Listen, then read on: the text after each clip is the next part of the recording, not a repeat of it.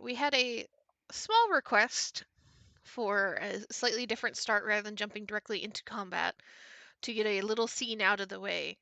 That would have happened on the trip to Doomspace over the past 2-ish weeks.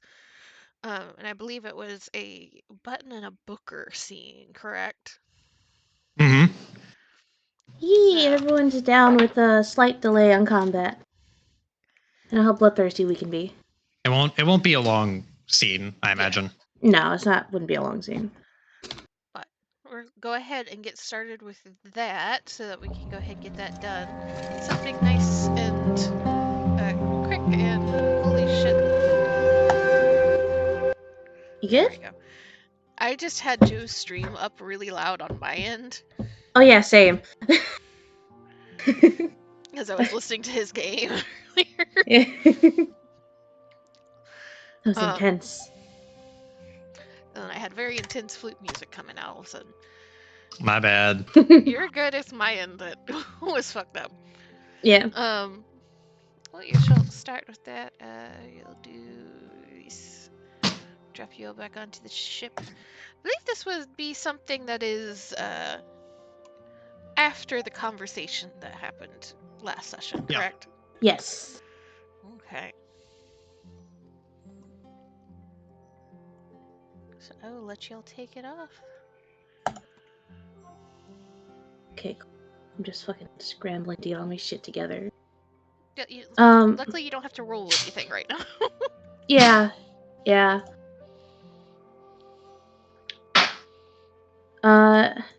So I imagine that this is like a day or two after the group conversation, and Button wants to go and look for Booker to speak with them. Is Booker just chill out, like in his room? Like where is he? He's probably in his room, which Mhm. I don't know where it is on the ship, but he's probably in there. I imagine he has a desk and or workbench where he does his little fiddly, crafty things. Yep, makes sense. Technically, if he wants to play the full part of being the captain, this down here would be the captain's quarters. Here. Mm-hmm. Then I assume like this little desk could be his. Mm-hmm. Yeah. Mm-hmm. Get out of here.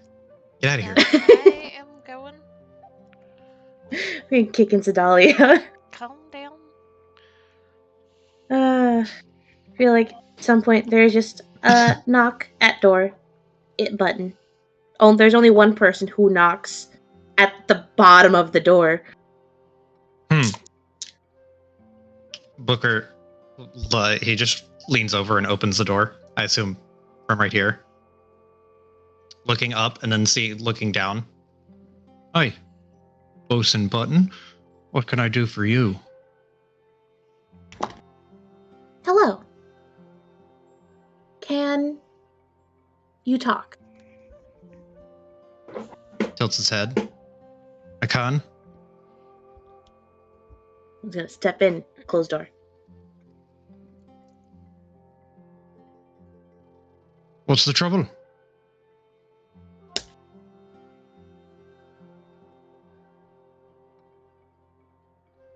Oh. There is no trouble.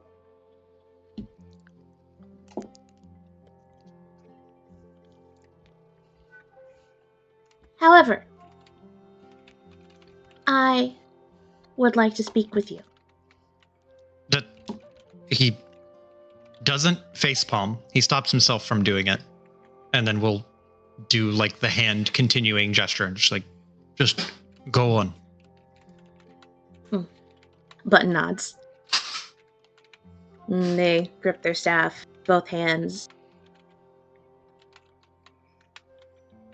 I would like to apologize.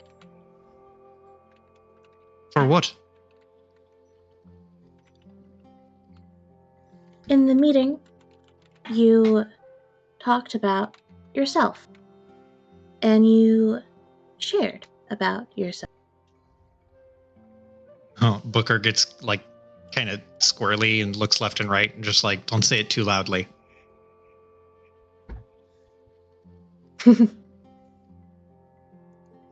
And I avoided answering.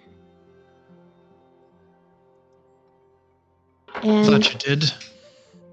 I do not feel good. He raises an eyebrow. What do you feel then?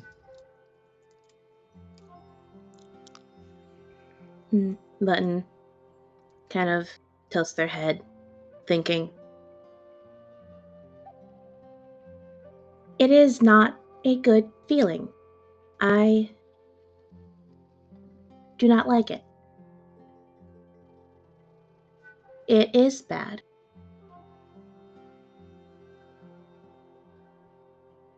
So, I would like to tell you why I did not share. Booker, like, I imagine he has been sitting in his chair facing the desk, like his torso turned slightly towards Button, but at this, he pushes it out from the chair and will turn, or pushes the chair out from under the desk and like slides backwards, and then will turn towards Button to face them fully. And he'll put his elbows on his knees and just kind of nod. Go on, I'm listening.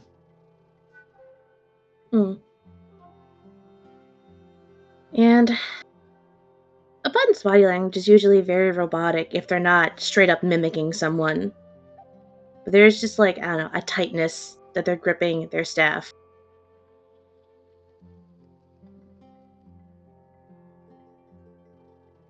I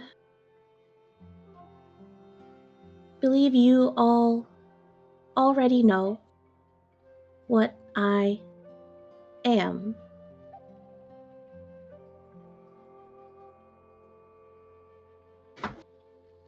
He tilts his head. A robot? Button nods.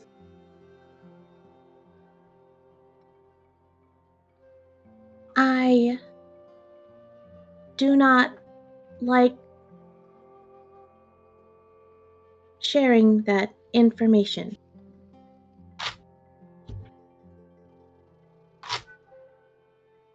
You don't like it when people know you're a robot. Button nods.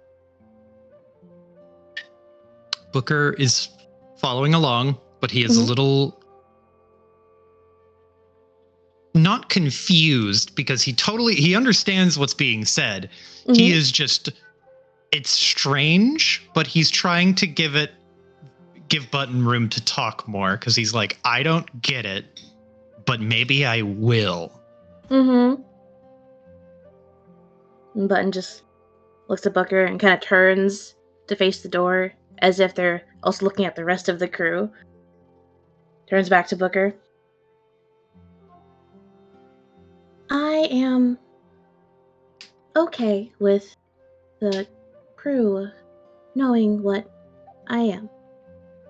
It is hard to hide.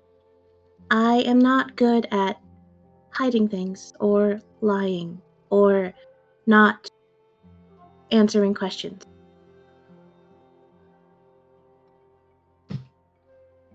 Booker nods.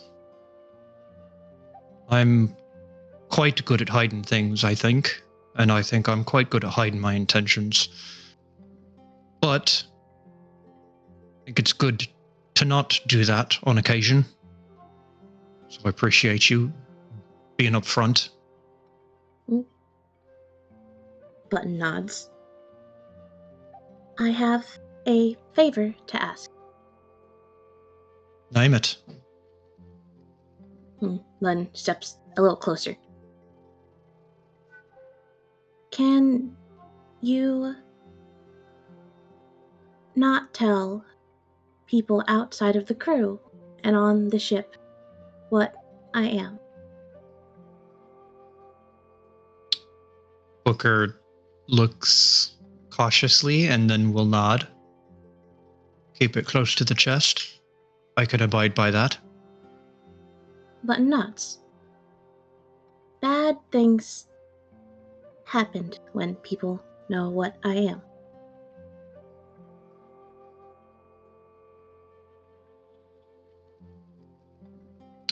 Booker opens his mouth to ask something and then will close his mouth. He just nods his head again.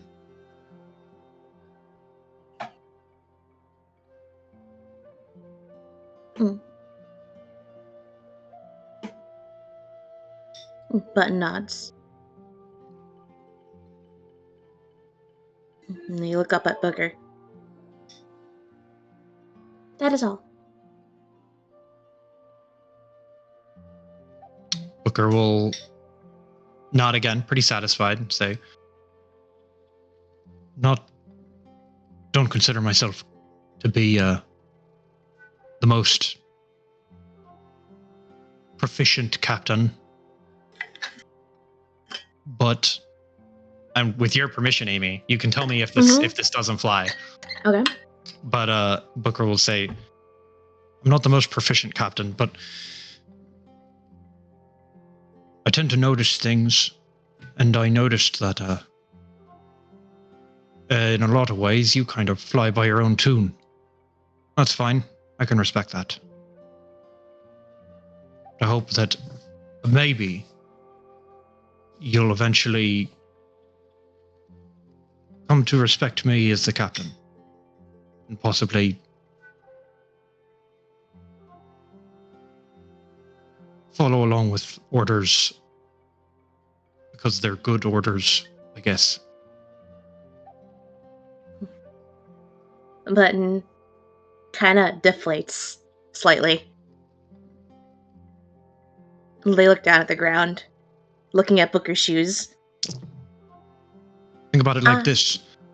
I gave orders that you were already going to do, so they must have been pretty sensible orders, right? There's a nod. Still looking at Booker's shoes. I can't make you follow orders. I'm not a tyrant. But I'd like it if you could trust me with them.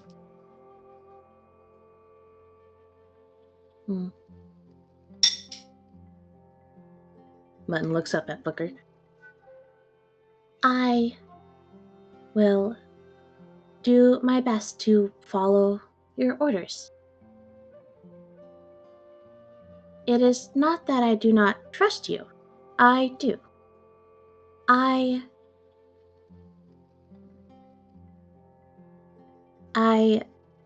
believe the word that Trixie likes to use is that I am impulsive. Booker nods, like, he nods in a way that is both like, yes, I hear you, but also like, I thought that would be the case. Or I sense this to be true. By the everything Button does at the drop of a hat and whim.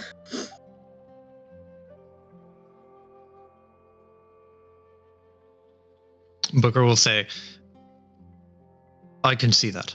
And, in a fair way. In a fair way. To be fair, a bit of impulsivity is needed. Occasionally. Gets people moving, especially when things get all stuck in bureaucracy or rules. Sometimes you need a bit of a spark to make everything move again. Button reinflates again. They nod. I do not like rules. Booker just kind of flinches and he just goes, I know.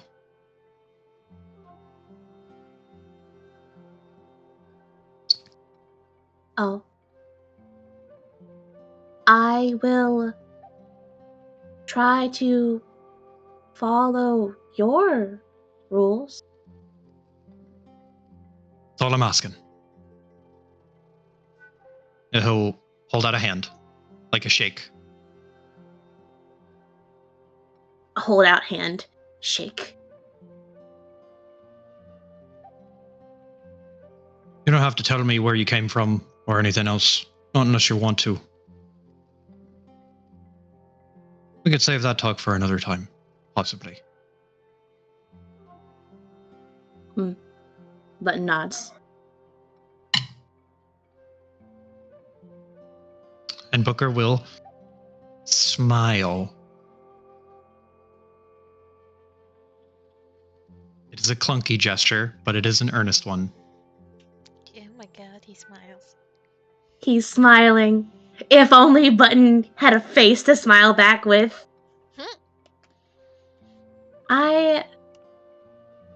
They see Booker smiling. And they're like, okay, this is good. This is a good thing. People smile when they are happy, unless they're very, very upset. But I don't think this is very, very upset. But it's like, I can't express the same way. How can I? Oh, I know. I've seen this before. Button is gonna wave their hands up. Like, I don't know, jazz hands sparkle of like happy, good, positive body movement. This is the right thing to do, right? Booker's like taken aback by that and just goes, surprise?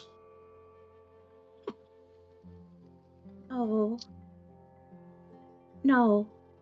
Birthday. No.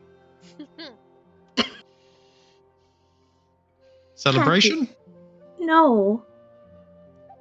This is the happy. I've seen people do this when they are happy.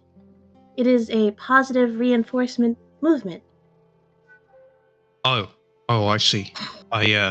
He scratches the back of his head. A little uncomfortable, but he will let it ride. Right, yes. Happy. Button deflates again. I have notes to organize. Go organize your notes. Somebody needs to teach Button the thumbs up. Good talk. He will pat Button on the shoulder. Yes, talking was good.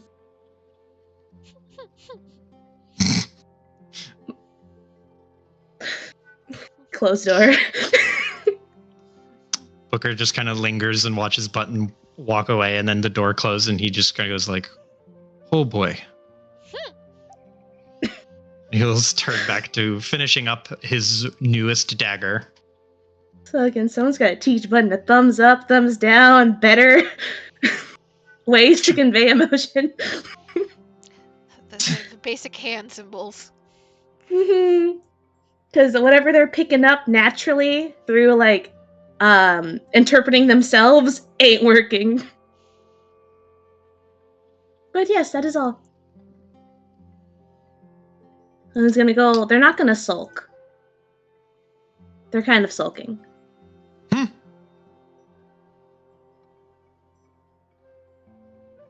They went well, though. Yeah, just short, simple conversation.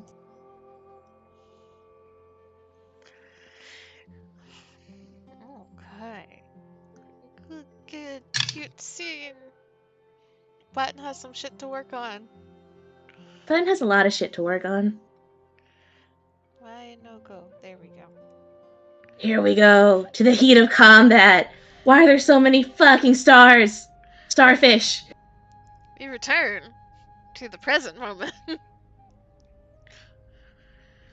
Where our crew had a landing party to go see what they could find on this planet that they're pretty sure Blastomoff was supposed to be on. And they do in fact find Blastomoff with two crewmates running for their lives in the opposite direction of the native plant species. Artux. And there was a nice, interesting first encounter between the two of them running for their lives and the entire crew running past them towards the plant species. And everybody kind of confused. Aside from, let's not let the plant species kill us and explode us with their seed bombs. But, let me go over here. This way.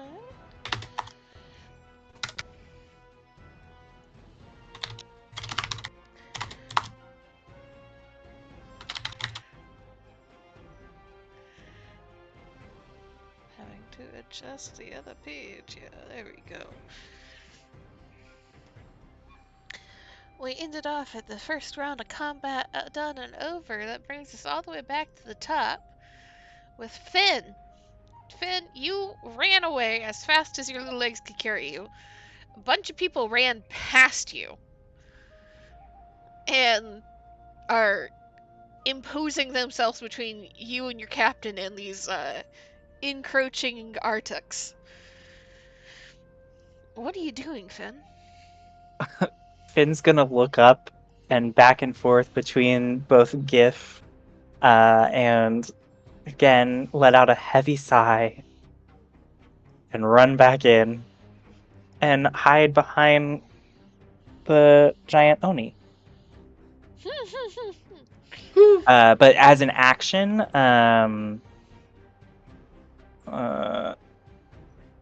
yeah, I mean, Finn's gonna attempt to hide behind the Oni. It's pretty easy to hide behind Koya for the moment, though Koya, I imagine, is going to continue to be moving. So as soon as Koya moves away from you, you will not be hidden anymore. Is that all you're doing? Yep. Okay. Trixie, you're up. You're on top. I will remind you of where you are. This one that is underneath your token is under the tree that you're in, so you cannot see and reach this one. But you do have reach of, that one. Or you can jump down and be in reach of a lot more of them. Was this one hit? It was hit for a little bit. Okay. It is currently, if I am not mistaken, the most fucked up out of all of them. But that's relative. So, do we want to gang up on one at a time or divide and conquer?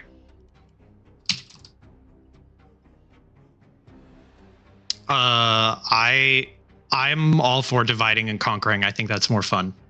Okay.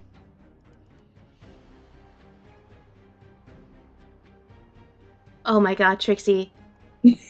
Trixie, please. Thank you. You have 1,000,000 movement speed. You can do laps around them, please. Oh, how about this is like as an order from the captain, Booker will be like, all right, everyone, fan out, pick a target. Trixie takes off from the trees, gives a salute. Aye, Captain! And we'll kind of fly over and do a front flip and land over here. Are you going to be in the treetops or in front of this one? Treetops. Treetops. Yeah. Okay. So I will rule that you have relatively easy time reaching this one. Mm-hmm. This one, because of the angle, it has a half cover. Yeah, that's fine. I was gonna go for this one anyways, so. Okay.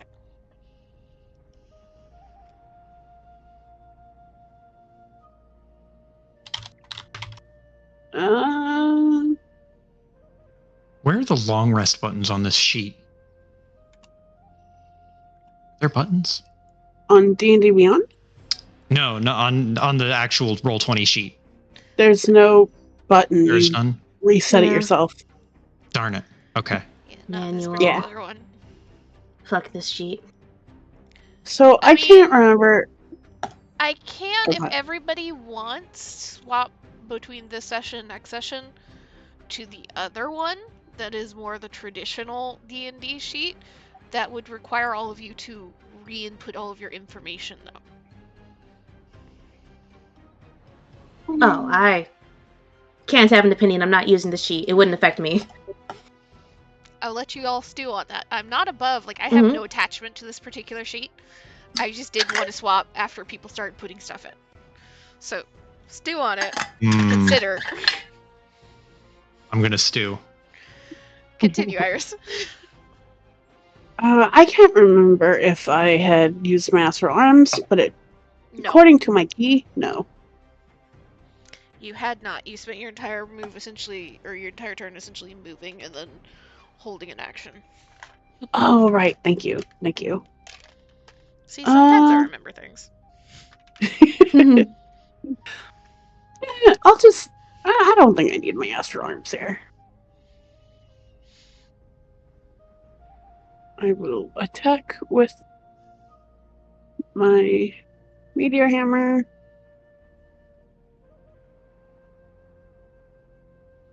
And I would also add, as you were calculating that, all of you are free to use the treetops to your advantage or disadvantage. These things are not climbing into the trees, but they can either benefit you or harm you depending on where you are and what you're trying to do in the treetops. That is very good tech. If only Button could climb.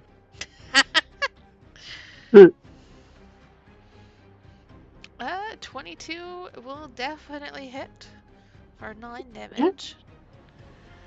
Do one more.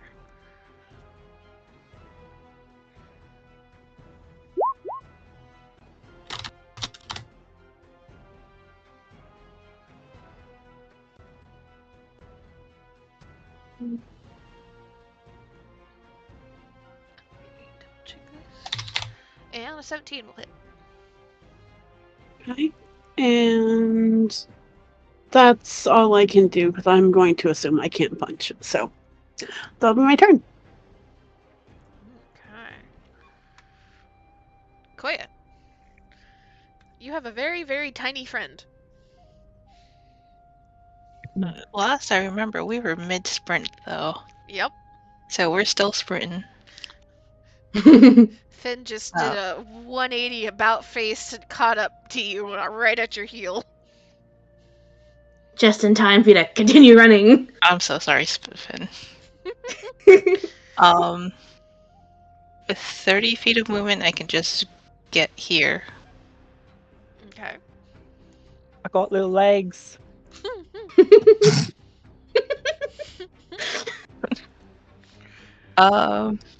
Glaive out. Swing, swing. Swing, swing. Swing.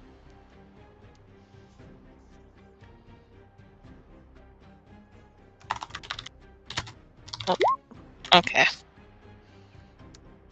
10 will not hit this one. I'll swing wide with the first one and turn it around. Are we sure we want to continue using roll 20? Yes, always for the D4 end. This one surely hits. Another Damn. one, though. Damn. That will indeed hit.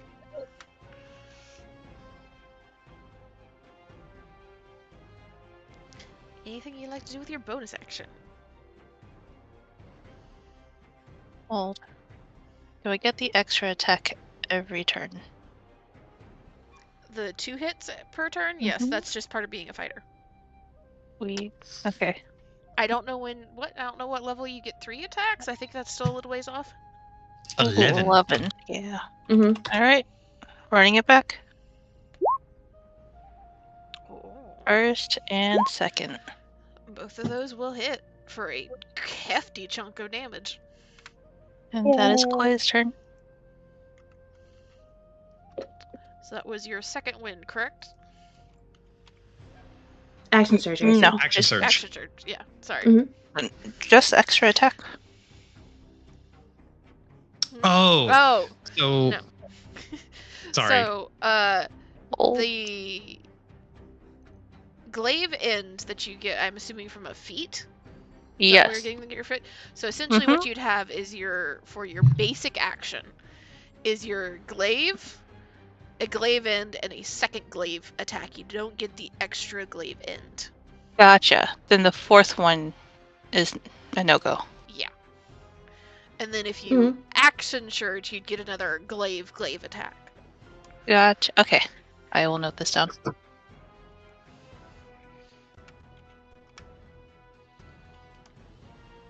Okay. Still a good chunk of damage because that was almost max damage. Pretty damn close to it on that second glaive attack. Yeah, goddamn.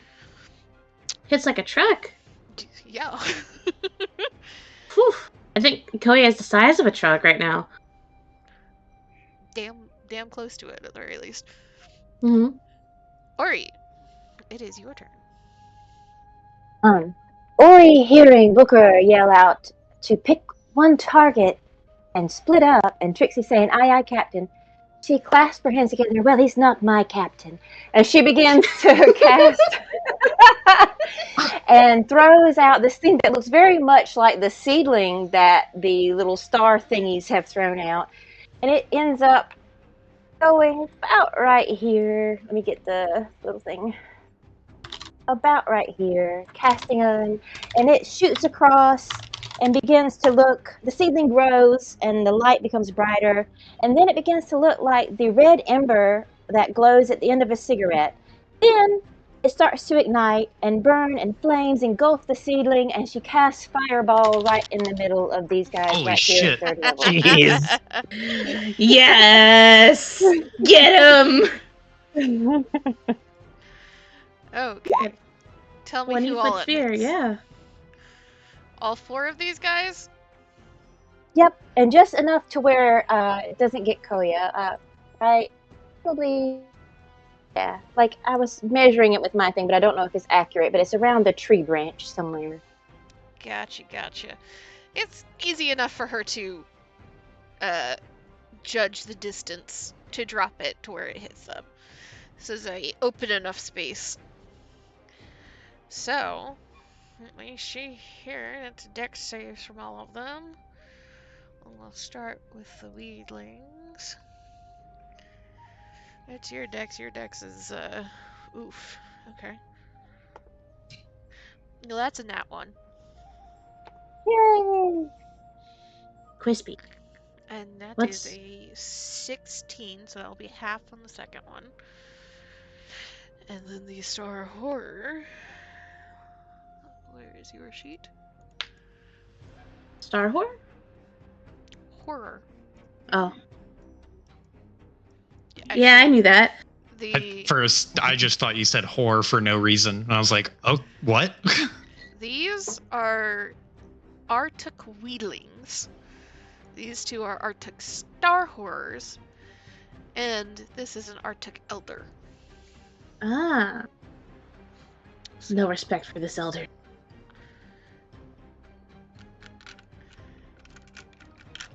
Come here. She'll move up a little bit here.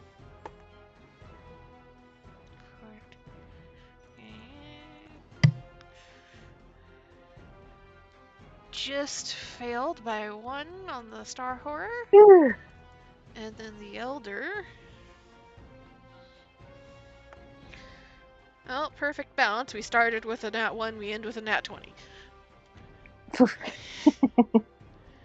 So you hit Half 2 of as them good. for full damage, you hit 2 of them for half damage. Still a good chunk of damage. Yes. And this one was the other one that failed. 23. This one passed, so it's halved. And this one passed, so it's halved. Okay. You unleash a fireball on these poor plants. And you immediately hear just that kind of keening, kind of off sound that these things make They have a voice, but it's not created find by a voice box like I'll find most some. other species that you're aware of. So it just sounds not Yes. quite right. But you hear the sounds of distress and panic and anger as this fireball engulfs them. What are you doing now, Ori? Is that the end of your turn? Yeah, she moved up a little bit, and she's just gonna look at the flames and go, "Well, you can't always do it correctly each time." And that's her turn. Booker, there was a giant ball of fire that just got ignited in front of you. It's fading now. There's smoldering embers all over the remains of these trees, and a couple of very scorched Arctics that look, you're not sure. You're not quite sure if it's more panicked or more pissed. It's one of the two. Booker like looks over his shoulder towards where he thinks the blast. Did it leave a trail? Does it leave like a little trail? Can he like suss out who shot it? I would leave that up to Mandy, how she wants to describe her magic. It started out looking almost exactly like the seedlings that were shooting out and doing radiant damage. However, it looked like halfway through it kind of changed and morphed into what you would commonly have seen as a fireball in any other thing. Okay. Well, Booker, like, peeking over his shoulder and looking back and just like, what the fuck? And he is dumbfounded for a second and snaps himself out of it and is going to get back to business of trimming the weeds or culling the starfish. They're not weeds. They look kind of plantish, but they're not plantish. Are they? Are they plantish? Yeah, they're kind of plantish. They're a little fleshier than a plant, but you can tell when you get close enough to them that they seem to be made more of vine material than flesh. Gotcha. Well, then trim the weeds. Trim the weeds works. Booker's going to draw the Blood Drinker and the Mind Flayer Blade, and he's going to go after this one. So he will. That is a really hard roll of a 4. That's probably not going to hit. Does a 14 hit? Nope. Then Barely a miss. how about a 22? That will hit. There we go. So 22 for good damage. 11 damage. That's a good chunk of damage. And then he will use a bonus action. So technically, he doesn't need to use his bonus action to do this, but he will use an offhand attack with the Mind Flayer Blade. Okay. And that is a miss. Not a nat 1, but it was a 2. Gotcha. Okay. So you run up and start slicing at this already charred, very confused Arctic. And you again hear that keening noise, but you see the little beady eyes at the very top of it turn in your direction, and now that you are up close and personal, lock on to you. Is that the end of your turn, Booker? I think it is, yeah. I don't have a bonus action this time. Okay. So, we turn to Blastmoth, who just kind of watched all of this going on as he is fiddling with his gun again, and hears you come up behind him, Ori, and just kind of puffs up a little bit. It seems to be catching his breath, though. Like, he's still out of breath. He's recovering surprisingly fast for as out of breath as he was mere moments ago. And he kind of turns, looks over his shoulder at you, and gives a little nod. That was good work. That was good work. And will take a few steps forward again and line up and aim at this one. And he will get a musket attack. Let's see what you get here.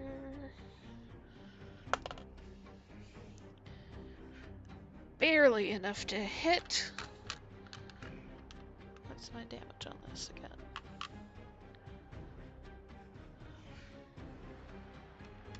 A hefty chunk, that's what it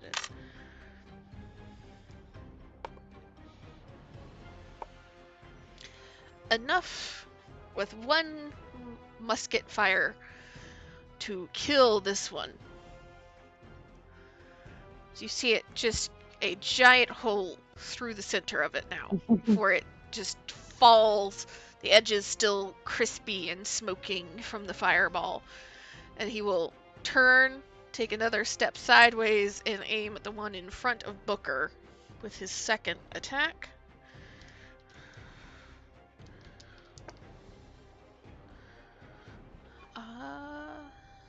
And that one will also hit for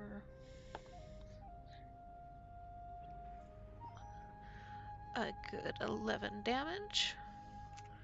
11. And it's on its last legs, but it has a nice peppering of holes through the main body of it that were not there a second before. And there's just that thought in the back of your head, Booker, like, that was a good thing that these GIF are relatively proficient in guns, considering how often they seem to like firing near and by you. There's just all this stuff going on near Booker. Like fireballs, musket fire. And Button, you're the only one to notice this, but Crux has always been a little kind of, from meeting him kind of inebriated at the bar and out of it and upset. He's always been a little somber, but being in the thick of battle with Blastimov, you see him seemingly almost chipper and like 10 years younger. There's a spring in his step, even though, again, he is also huffing and puffing. And you just hear a chuckle as he steps up past Blastimov, will come up about here beside you, Finn. And you glance up, Finn, just long enough to see this gift that looks familiar, because you know Blastimov, but you know that's not Blastimov. Aiming his gun downrange. And let me see what you have. Don't remember if you have one or two.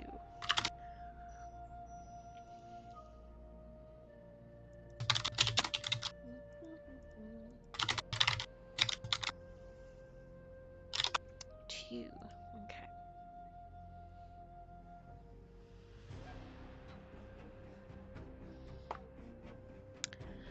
So that first one's a miss. He aimed at the one in front of Booker. Let's try again.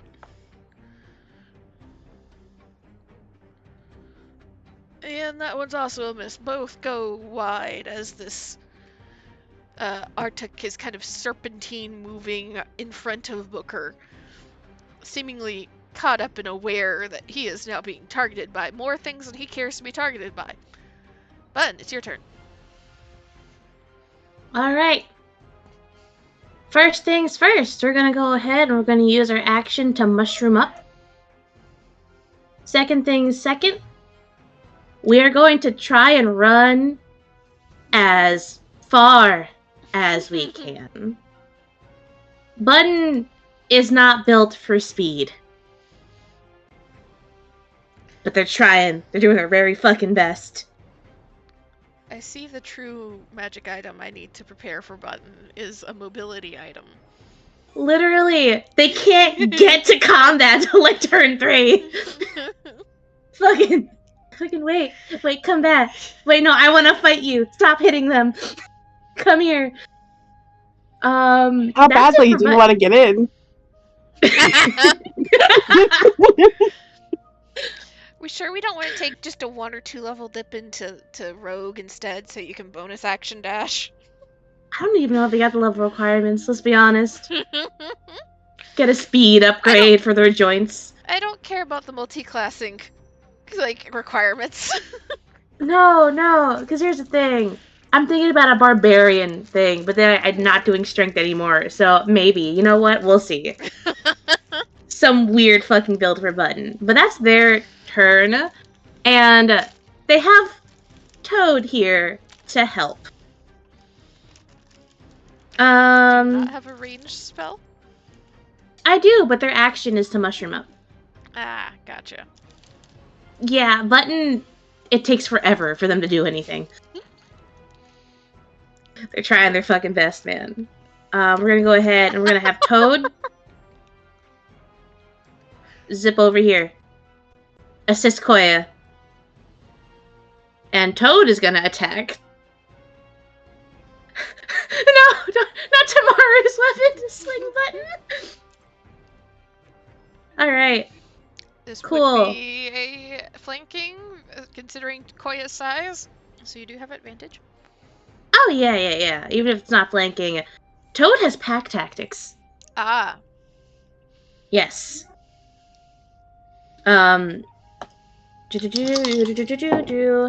That is a 16 plus 8. That's going to be a 24. that will definitely hit. Cool. Good job, Toad. It's going to be... Let me see. I have it written down here. 14 piercing Okay. from Toad. Chonky hit. Chunky boy. Chonky hit. Now, Toad has increased to the size of Button. It went from fitting in Button's hand to being the size of Button. So, compared to Koya, still fucking tiny. But for a frog, that's fucking huge, and he's just gonna latch on to whatever part he can get his fucking little frog teeth on. And that's his turn, and that's Button's turn. That is all. Okay. So, we move on to the Arctic's turn. Let's see, one of them is dead. One in front of Koya will move first. It's going to...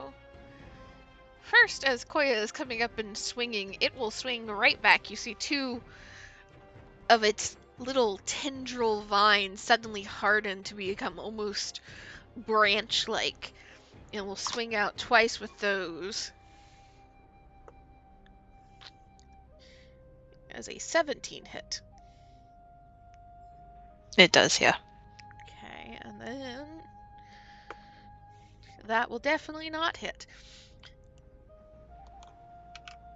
So it hits once. Where's my d6? There it is. For 7 bludgeoning damage to you. Then suddenly there's a toad that latches onto one of its legs. And it will use its bonus action to suddenly from underneath that gooey, slimy tongue slashes out to try and wrap around Toad. I need a dex save from Toad. My boy. Okie doke, understood.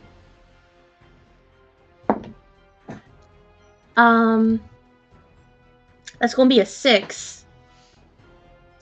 The tongue wraps around Toad and just yoinks him off of the tendril he had bitten onto. It starts to suck Toad inward. And it is grappled and restrained. My boy.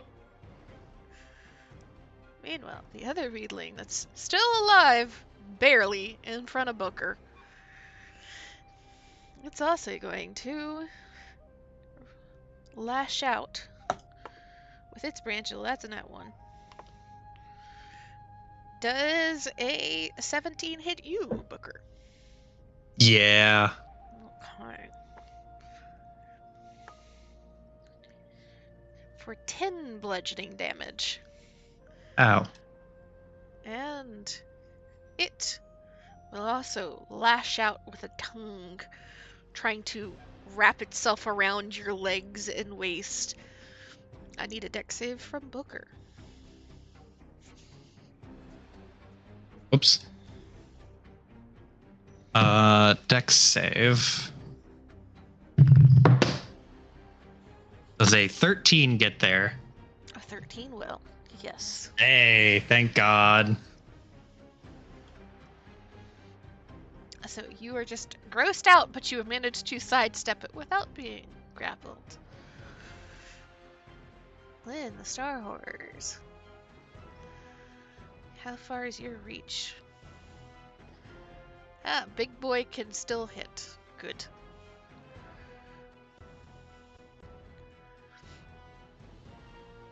Big boy doesn't need to hit. You just see Trixie, but the one that you start smacking with your meteor hammer, you just see all of its eyes kind of shift, so it is looking directly at you from the top of its head. And then you just see two vines immediately reach out and move to essentially club you from the tree. Let's see here. Dirty 20. Yeah, that'll hit. And I doubt this one will hit a 14. Nope. Okay.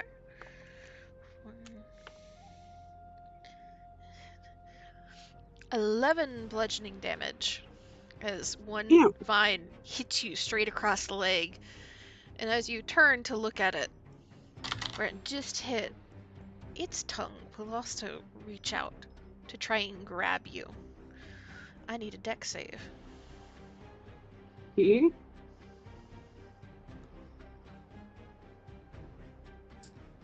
I think I have something for this.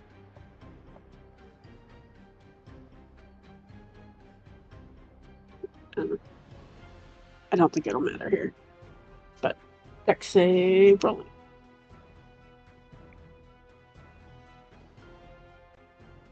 Please roll. Guess I'll just roll it manually. Well, Yeah, it's a dang. good thing you rolled it manually. As you get smacked in one leg and just hop over the tongue as it slashes out to try and grab your legs, you get the very distinct impression that this Star Horror is now very much devoted to getting you on the ground. Good luck with that. evasive maneuvers. This one. Hi, Booker.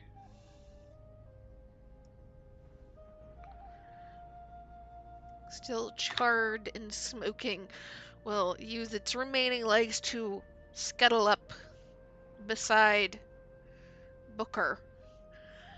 And same thing. Let's see. A dirty 20. And a nat 1. Ooh.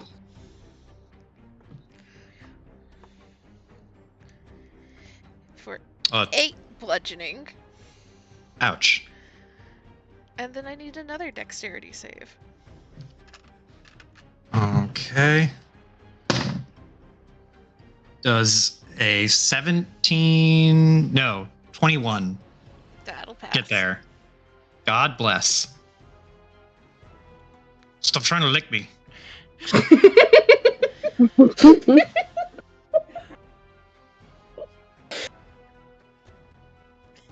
And this one in the back, seeing that there are several people that are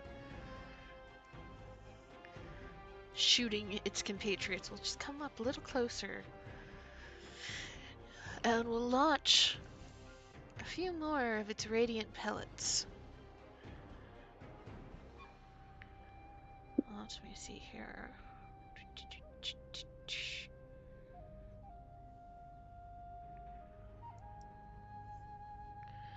I'll put one right here, so it should hit Button, Finn, and Crux.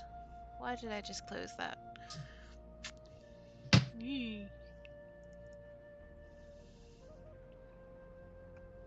There it is. Where the fuck?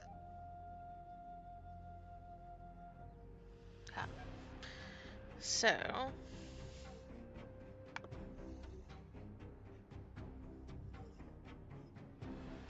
Does an 18 hit any of you? Yeah. Definitely. Oh, really? Same. You're good, Booker. It is Button, Finn, and Crux that are in the blast range. Thank God. It hits all three. So, this is... Da-da. 44.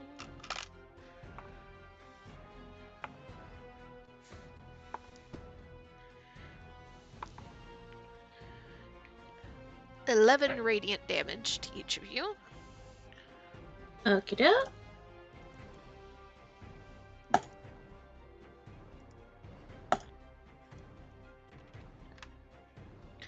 And then...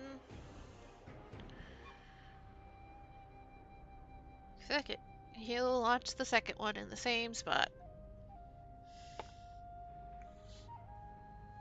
This one is a 17.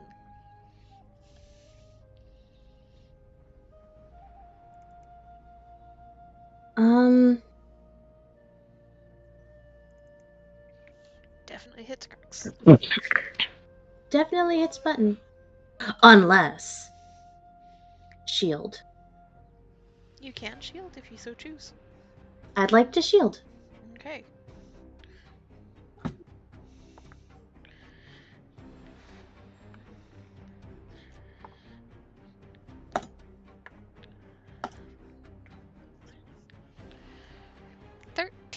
Radiant damage to Finn and Crux. Uh-oh. Finn, you're getting charred crispy. Yeah, Button probably hears him muttering under his breath as he goes over here. How much damage did Booker take?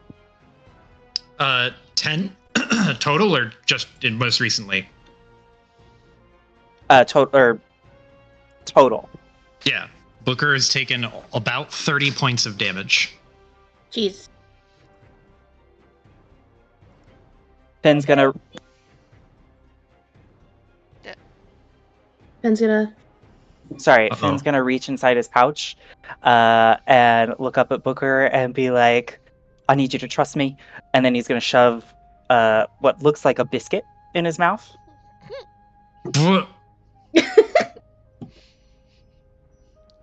Okay. Dang. For 7 healing. 7. And then as a bonus action, Finn's gonna reach in again, pull out, I don't know, some spices or something, and throw it at the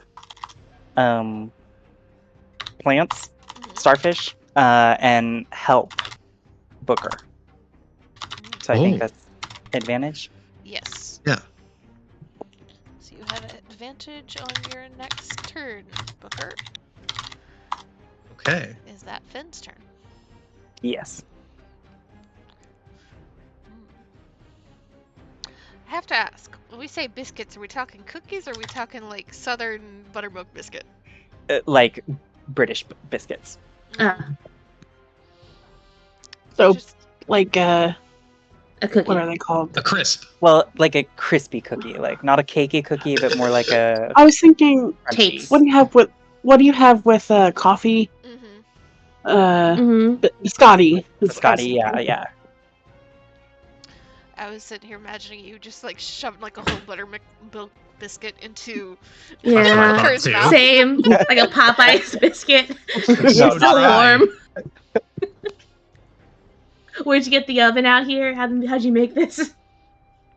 Trixie, it is your turn. So, did you say the tongues were sticky or poisonous, or both? Sticky. It's kind of gooey and slimy. Not Okay. pleasant. Okay. Can I prepare an action? Sure. If this thing tries to do a tongue attack, I'd like to grab it and take a step back. Okay. And if it's okay, can I bonus action patient defense? Sure. Cool. Is that your turn? That'll be my turn. Koya. The one in front of you has Toad just kind of hanging in the air, completely wrapped in this gooey tongue. What are you doing?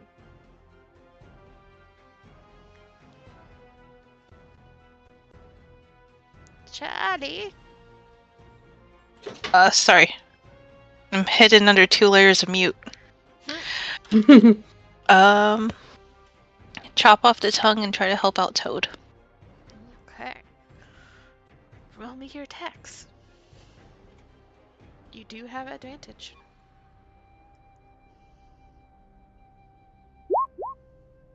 That'll definitely hit, and that'll kill it. Sweet. How would you like to kill it? Oh, just doing just that, chopping off the tongue. And I guess we're gonna go for just a quick jab into the body and swing it down to the ground. Nice, nice. You still have one more attack and movement and bonus action.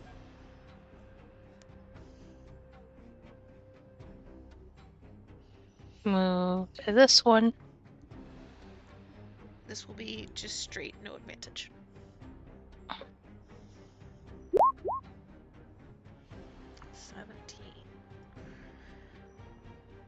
Just misses. Ding, ding, ding. Okay. Anything else you'd like to do? Well, that is it for me. Ori, it is your turn. How is...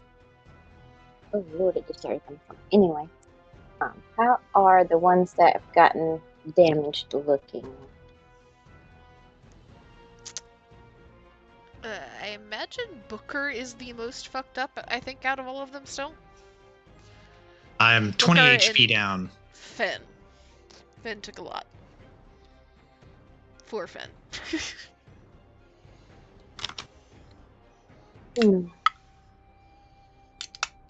She looks at one hand, her left hand, and then she looks at her right hand. And she's looking like she's trying to decide her options.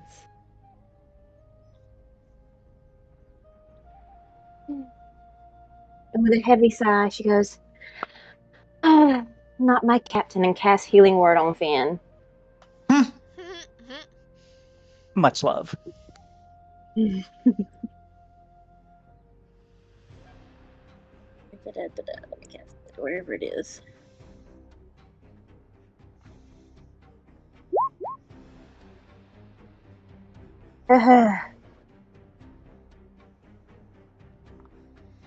I'll take it. Yeah. Something is better than nothing. And she will move over to blast him off again, or This is blessed. I was like, kind of zoom in and see. Is that your turn? And she just goes, "You're doing great, Major," and just gives him a pat on the back. Keep breathing. Keep breathing, old man. Booker, you've just had your mouth filled with a cookie from a stranger. It makes you feel better.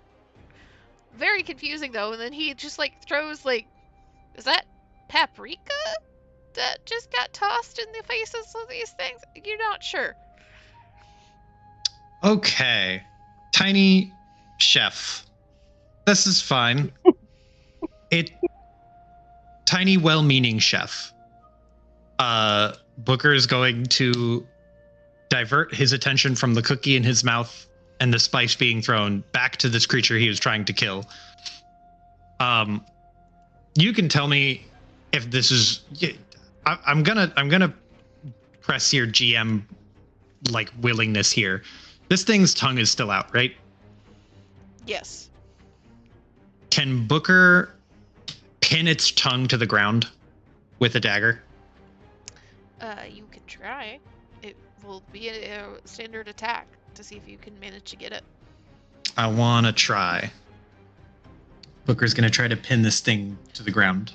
And No more licking. which one are you going for? Small or big?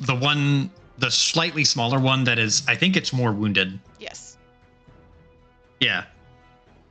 But that is going to be a 29 to hit. That'll That's not a definitely crit. hit. And that's 8 slashing damage. Okay. You successfully pin the tongue to the ground. Thank God. Now, on to the rest of the attacks. Booker is going to use an extra attack to hit the big one. And I want to try to do the same thing. I want to pin that one's tongue to the ground as well. Okay. That is a 24. That'll hit. That's going to be 10 piercing damage. Okay. And those are his 2 attacks. So he's used both daggers to pin both of their tongues to the ground. So Booker will use an interact action to draw a new dagger and use his bonus action to attack the smaller one. And this was going to be with the Nathalgu Claw dagger. I'm less accurate, but it does more damage. Does a 17 get there? Yes, it does. Hey, that's gonna be 7 for 12 piercing damage. How'd you like to do this? Yes. Booker is going to pin both tongues to the ground, and then he is going to draw the new dagger and go once into its big. Well, okay, I don't want to do that because that is a fear. He will go once into the top of the head, and then once and cut the tongue off and just get rid of it. No more tongue.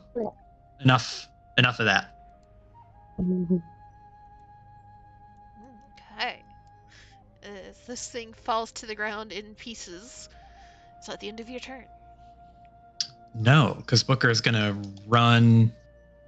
Wait, hold on. If I press Q, he will run this way. Run around to the other side of it.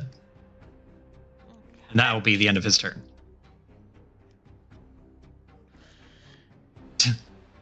You got a knife, right? to the chef. Knife, some hot sauce on the tongue. I think it's a tongue. Blast him off. I'll just kind of look over at Ori and there's a grin. He gives a little nod. Yeah, let's just turn in our favor, huh? It's actually a little bit of a hunting trip, isn't it? And we'll aim and fire at this one as the closest one. Let me see here.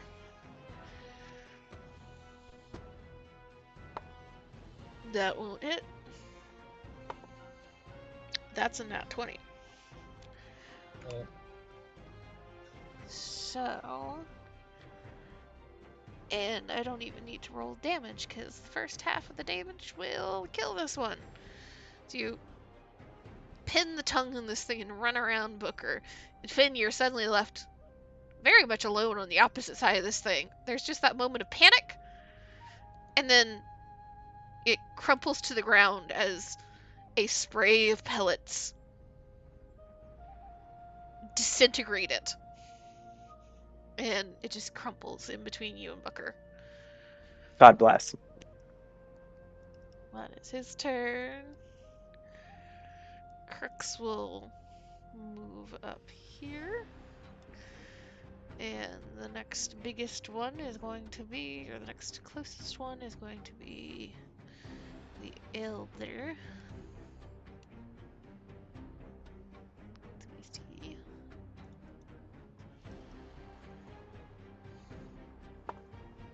Oh, I went from a nat 20 to immediately a nat 1, so that's not gonna hit. And Crux just can't fucking shoot today. Crux whiffs both of his shots, but it's your turn. The fight keeps moving. I'm like over here, like measuring all the things. I'm like, As soon as it gets close. God damn it. little feet. Fuck it. We're going to start with Toad.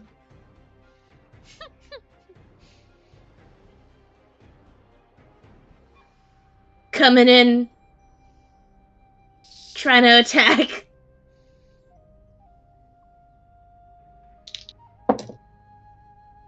It's going to be another 24. Consistent, Toad. Good job.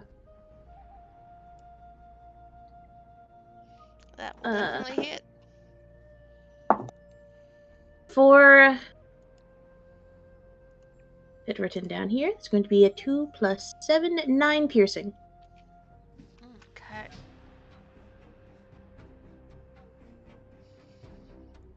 I think you can make it to the Elder button. I believe in you.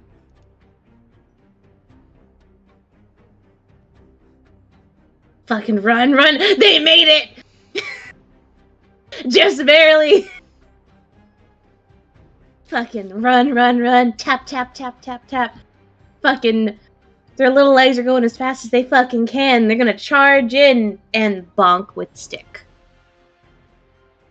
Now, are they flanking with Toad? Yes. Yes. Well, all good things come to those who wait. It's gonna be a nat 20. Hey. Otherwise, that would have been a 4. So, thank you for advantage, Toad. So, I have multiple dice worth of damage. So I just do max and then roll for my main attack damage? It is because we're doing the same. Mm-hmm. Blah, blah. We're doing the same critical that we've been doing in this group. So it's whatever you are rolling for your staff itself. Yes. You get full plus a roll. All the additional Yes. damage is rolled. Cool, cool. All right. Do 8 plus 3. So that's going to be 16 bludgeoning. Okay. And that's going to be 5 necrotic. Okay.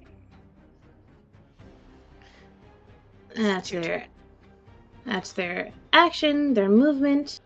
Toad's already went. Is anyone about to die? I don't think so. Okay, that's it. Alright. That leaves the last 2 Arctics to go. Start with the one that's facing off against Trixie. So you see it still staring at you, and you see all of a sudden the vines start to reach up the tree and start to try and pull the branches underneath you down, just snapping them. Trixie, I need a dex save. Yes, ma'am. Beat at 18.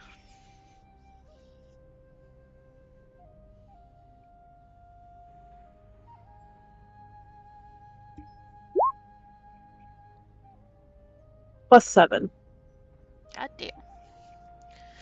You managed to back up quickly and barely keep your balance in the tree as it starts to try and bring you down from below. And it will make a tongue attack against you. I believe you had ready to try and grab it, right? Yep. So this will be an opposed check. I need an athletics roll from you. Okay.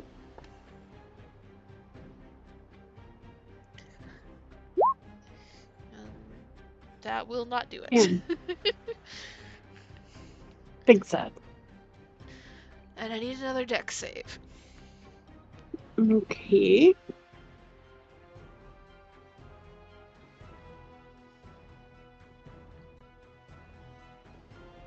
I also had patient defense up as well. Remind me what that does again? It's I take the dodge action as a bonus action. Since he didn't do a full attack with his branches, I will let you to acknowledge that you had that. I'll let you roll this dex save at advantage. Okay. Since the tongue is coming to you, but it is not a full attack that happened to you, so dodge doesn't completely apply. Oh, okay. Doesn't matter. So that's 12. 12. Let me double check his AC. Or not his AC, his save. He just manages to get the tongue around one of your feet as you're trying to get back up further on the branch away from him, and starts pulling you down out of the tree. I imagine Trixie is fighting to stay in the tree, but you Yep. are considered grappled. Yeah. She starts to drag you closer and closer to the ground, all four of your arms, trying to grab branches to stay above. The elder is surrounded and doesn't like that. Let me see here. This fucker teleports. I am going to scrim. No, not teleport.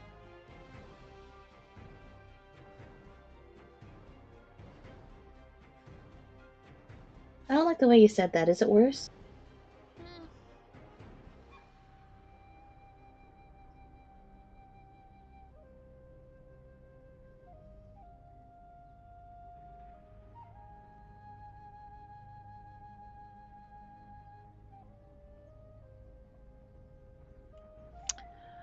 I need a charisma save from Button, Koya, and Toad.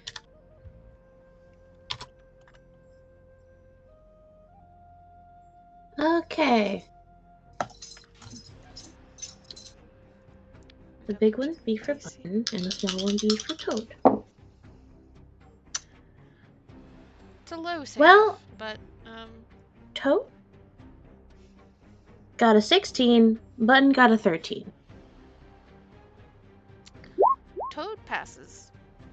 Button and Koya don't.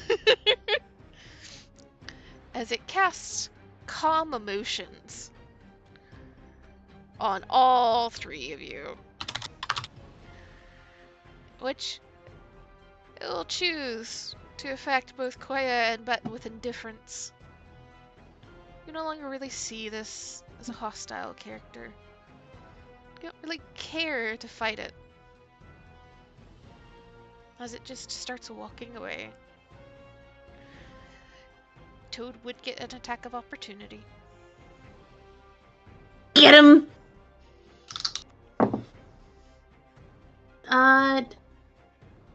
21? 21 will hit. Come on, Toad! You did just get catnipped. 9 piercing. So it bites the elder, but the elder just continues to move away. come down here. And we'll look. What looks about food-sized? Finn looks about food-sized. Finn, roll me a dex save.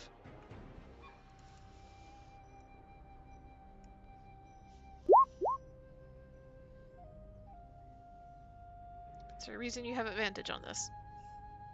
No. Okay. So It's that's set as use default. Is that not what it should be set as? I honestly I don't pressed know. the save button. I don't think do halflings have advantage on dex saves? Oh, No. no, but if I roll a 1, I do have lucky. Ah, Oh. okay. So that might be it. Although I don't know that it would know that. I don't know. It's this sheet and will always roll advantage, like roll twice, unless you change the settings. Okay, I'll change it to prompt. But because of that, are we cool with the 16? Yeah, we're cool with the 16. Because you would have rolled twice either way. I just need to know why what was happening. So, 16. You managed to pass. A tongue suddenly lashes out towards you. You manage to duck out of the way at just the last second as it whips above your head.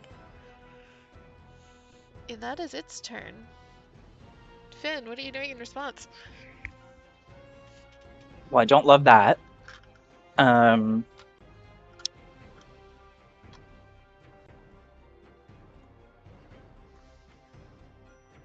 Pat on the back. Go get him. Help action. Booker, you have advantage on your next check. Trixie, it is your turn. Well, her idea didn't work, so we're gonna go with the second idea. Since this thing really wants her on the ground, she'll let it be on the ground. She'll suddenly let go and put it into a kick towards this thing. Okay.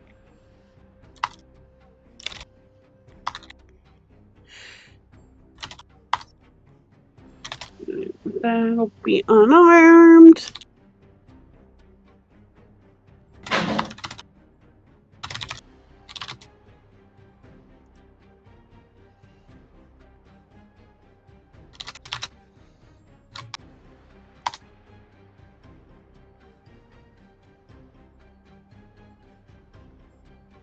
Why is it not rolling?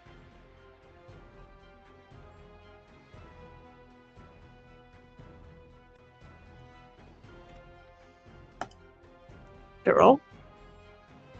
I don't see There's anything. something wrong with your sheet. I guess so. Don't you have Trixie dice? Or just the roll 20? 15 plus 7. That'll definitely hit. Okay. And then D6 for damage. Plus 4. 6. Fine. And second attack.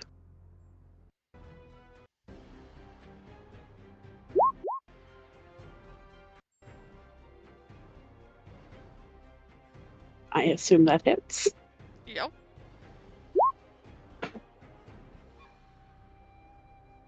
And, for good measure, I'll flurry of blows.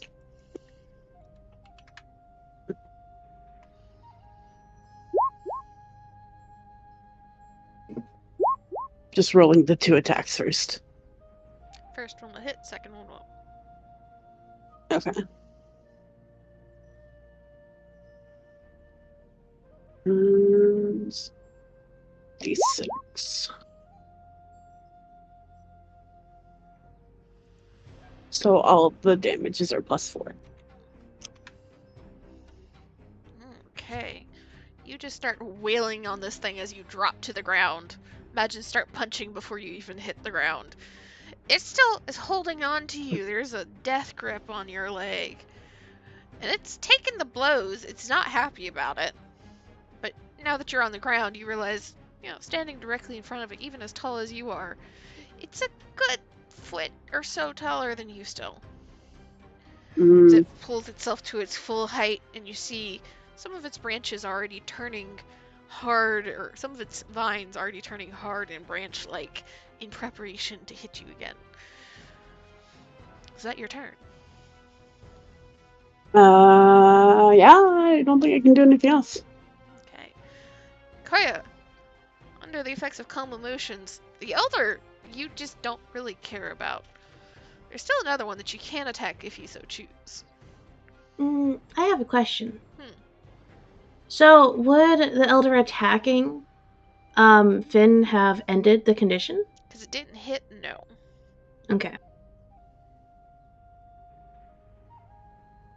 Well, if he's just being a dude. Oh, wait. I don't know if they can hear you. Kira says hi and that she loves you. Hi, Kira. Oh, hi, She's Kira. not drunk. Love you too. If you say that, that makes me doubt. I can't express my affection. Oh, she's gone. I swear she's not drunk. She's just home from work. Ah. So Plant Dude's just being a dude. Freedom drunk. Got We'll you. go help out Trixie.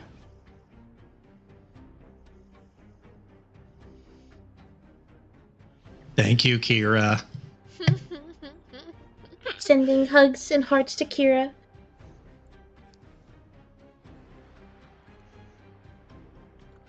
Miss God, is this with advantage? Yes, it would be with advantage.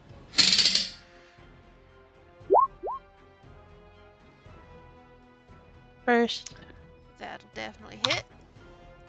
and then with the glaive end.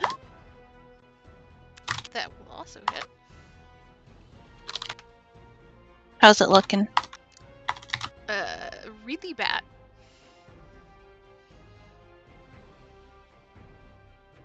Hold. Flow chart. So you get one more glaive attack. Mm-hmm. Glaive, butt end. Dang. How would you like to do this? Yay. I think Nice. let's just stick it through the back. Hold it up. Let Trixie pow. So you jab your glaive through the back and hoist it up, Trixie. You feel the tongue tighten for just a moment, squeeze. You know that you're going to have a bruise after this, but then it goes limp and drops you as Koya is essentially just holding pretty much a squid in the air. All of its vines and tentacles just dangling below it now. I imagine there is a punch out of spite from Trixie. Just putting your heel in the thing's tongue. Ori, there's only one thing left that you can see, and it just tried to eat Finn, you think? Finn may look like a snack, but he's not. And you see her throw another one of those seeds, and it kind of almost twirls a bit and splits into two, and then ignites again. And she casts Scorching Ray, 3rd level. Ooh.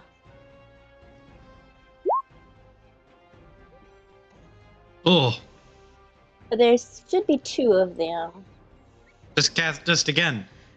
Yeah, just click cast. There's three. There's 3 beams at Yeah. level 2. 4 at 3rd level. So the 23 will hit.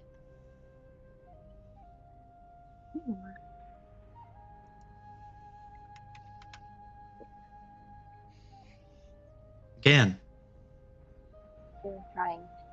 Hold on, Jax! 25 will hit. And I think there's one more. Oh, Lord. 12 will miss, unfortunately. 2 of the scorching rays hit dead on, piercing through it. there anything else you'd like to do?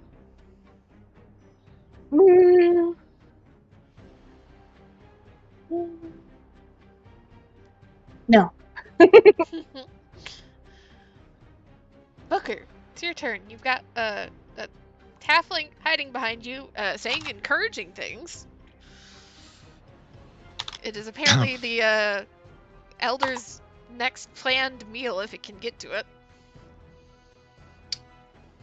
Booker is going to hold a hand out to Finn and just be like, stay here. And he's going to rush forward.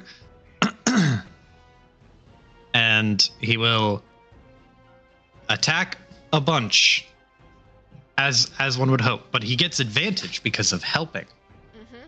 Advantage on your first one. Only the first one? Okay. Yes. Make it count.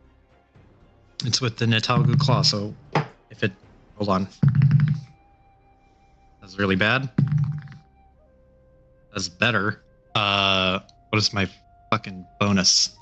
You think I'd be prepared, but you'd be wrong. 19. That will hit. Hey. 3, 4, 5, 6, 7, 8, 9, 10 piercing damage. Okay. And then we're gonna attack again with the same dagger. That is an 18 to hit. That will hit. 18 to hit for 12 damage. How would you like to do this? Hey, Booker will run up and do this. He will like scale it. He will like dagger in the side and pull himself up higher and then grab it and then dagger in the side again and pull himself even higher and get on top of it and then just dagger straight in the like where the little tippy top where his head is a nice little pointy spot. He's going to stick the dagger in there and then just hit the back of the pommel of the dagger to shove it all the way in, like just sink it so the dagger is completely submerged in creature brain.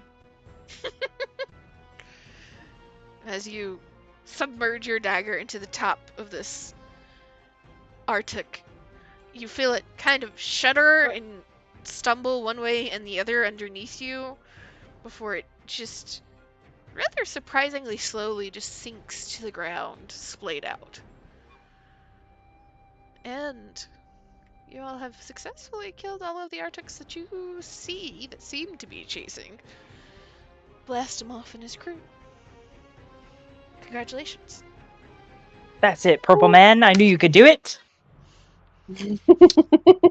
Booker just sitting on top of that thing as it slowly flumps to the ground, and he just goes, oh, all right, who the fuck are you people? Points at the hippo, and he's like, I know you. Who are you two? Pointing to Ori and Finn. Where did you get cookies? I made them. Name's Finad Humblehoff. Pleasure to meet you. Extends a hand. He will. He'll shake your hand.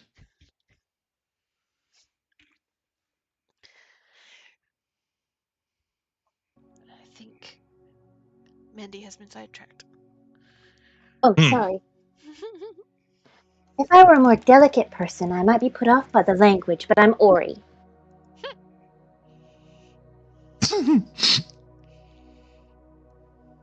But who did we lose? Oh, they're back. It's Iris.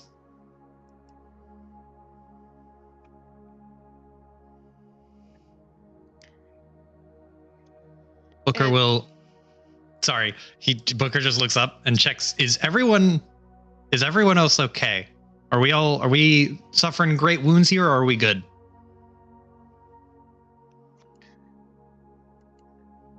I mean, Button is more than fine. Okay. Trixie and Claudia? Crux ain't great, but Crux is on his feet. Trixie is okay. She's above half. Okay. Pretty much anything is going to hit Finn with a dex of 10, but Finn makes up for it by having a ton of HP. So I've got like over 2/3 left. He thick. Mhm. Good, good. Is anybody opposed to short resting? No. Sounds good to me. Gives y'all a Can we chance short to rest? talk. Yeah, can we short rest while having conversation? Yes, absolutely. Can I harvest move. monster parts while having conversation? Sure. I want to go dumpster diving in the creatures. Your Finn is going to assistant. be very intrigued by this. Also, if anyone spends a hit dice, 1 or more, you get 1d4 plus 4 additional healing. I'm going to spend a hit die, and we get 1d4 plus 4 extra. Yes. Mental. From Finn is making some stew for everyone. Do you roll it? Do you want to roll it? Sure. Yeah. Should I roll it Nice. just 1 for everyone, or should I roll it That'd be individually? One I for would- everyone. I would say Easier. individually so that you can keep track of who is using it. Bet. So who all is rolling hit dive during a short rest? Me. Me. Koya too. Koya too. I am as well. Button, were you? No. Okay, so Booker, that's 5. Trixie, that's 8. 8. Koya, that's 7. And 6 for me. Does this happen only once per hit die? Or once ever, or once per hit die? It's 1 or more hit die, so it's Once once per per short rest. short rest. Yeah. Gotcha. Okay. Then I will Hell yeah. spend 1 more hit die. Wow. Thanks for fucking nothing, hit die. Hey, I'll also spend an extra. it's something.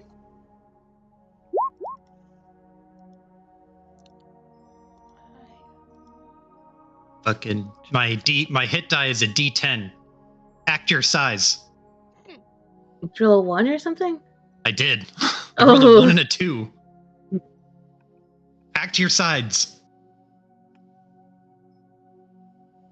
But as we're short resting, Booker will look at the crew, make sure they're okay, or at least okay-ish, then be like, let's set up shop here and take a breather. And he'll look over to Button. Hey, you mind giving me a hand with this? And he will pull out his skinning knife. Button. Eager to help. So, these are technically plants, so it is a nature roll. I'm only passingly good at this. You're better at it than Button.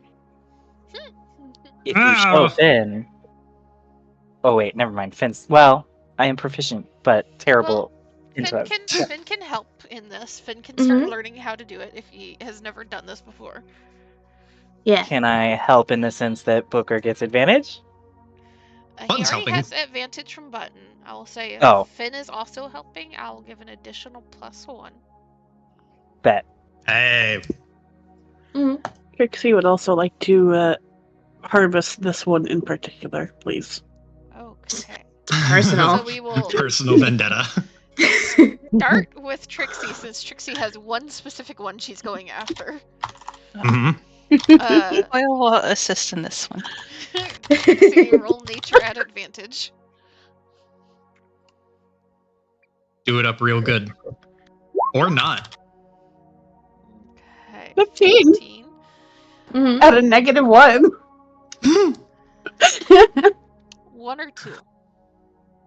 2. 2. Okay, roll me a d4. Yes, ma'am. 2. Okay, so you get 1 Arctic hide.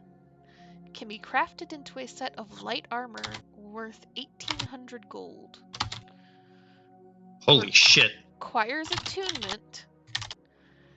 While you're wearing this armor, you effectively have spider climb. I need light armor. I'm wearing medium armor right now and it's fucking ruining my life. I think I know who would use that. and then you also get 2 radiant pellets. You can, these can be used as material components in casting a spell that deals radiant damage. When used in this way, you deal an additional 1d4 radiant damage. Oh, I think Trixie has a couple of those up her sleeve. She does. But here's the important thing. Can it also be used as a grenade? No, unfortunately. Big sad. I will It was an addition. say that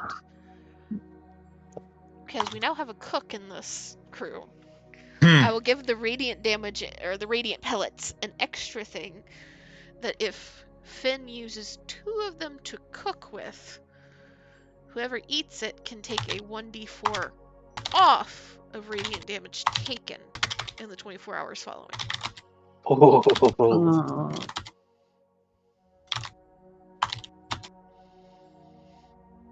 And Okay? you said we got 2 of those from Trixie? Yes, 2 from Trixie. Booker, we'll start with you also doing the same star horror. Roll me a nature at advantage +1. that's gonna be 17, 18, 23. Okay. So you also get a hide. Hey, Roll me 2d4.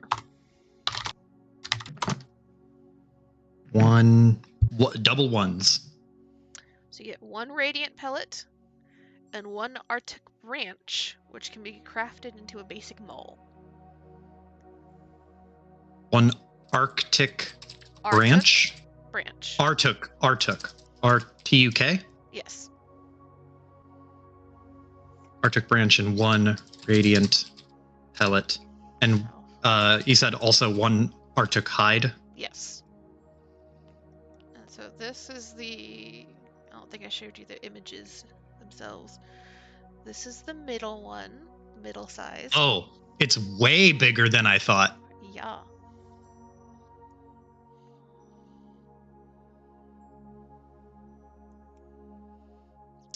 Gotcha. Then we will move on to just the Trixie only doing that one singular one. Unless anyone is willing for Trixie to muck it up. I mean, we got a lot of them here. We don't have to be perfectly conservatory. I Okay. don't mind if you pulp 1 or 2 of them for fun. Actually, Koya, would you like to go after this one? Trixie will help you. Okay. Yeah. Roll me a nature at advantage.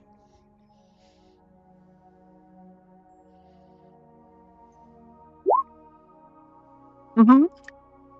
This sounds about right for Koya.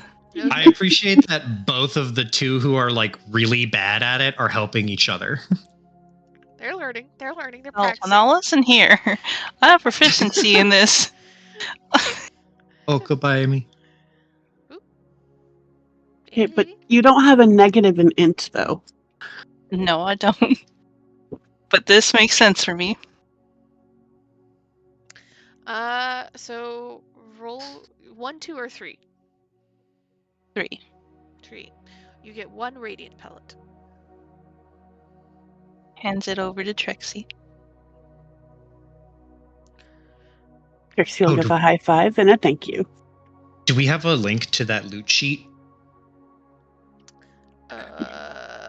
Book. Matt shared it last time. The other day. Yeah, where is it? Where is that bad boy? I think it's in the living room chat, maybe? Yeah. Yeah, it is. And I suggest we put it in resources or character or something. Yeah, hold on. I'm opening it now so I can do a little copy pasty. Copy pasta. There we go. So, Booker. Yeah. Again, roll me advantage +1 nature twice for the small ones. Vantage +1 nature. That is, please advantage. Nope. That is 4, 5, 10. You get one Artec branch. Okay, one more branch. And then roll again for the other small one. Okay. Can you describe that's the really pellets good. to me? Hold on. Let's finish the rolls really fast. 20. 20. Okay, so you get another hide. Another hide. 1 or 2. 2. You want me a D4.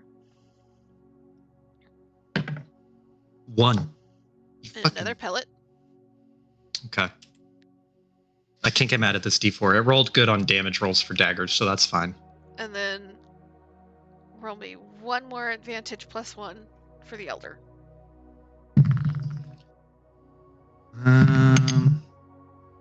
Hey, that is a 25. Okay, roll me a D4 and a D6. 1 on the D4. God fucking damn it. 6 on the D6 though. Okay, so you get one more branch, one more hide, and 6 more pellets. 6 pellets, and then 1 of each of the other ones. Hell yeah, we're rolling in it now. I believe you asked to describe the pellets. Is that correct, Cody? Yeah. As in the mechanics or like visual? Visually. So I would imagine, think of like visually almost like a raw, like cocoa bean pod, but it's the size of a like liter Coca-Cola or like drink bottle. Okay, perfect. Thank you.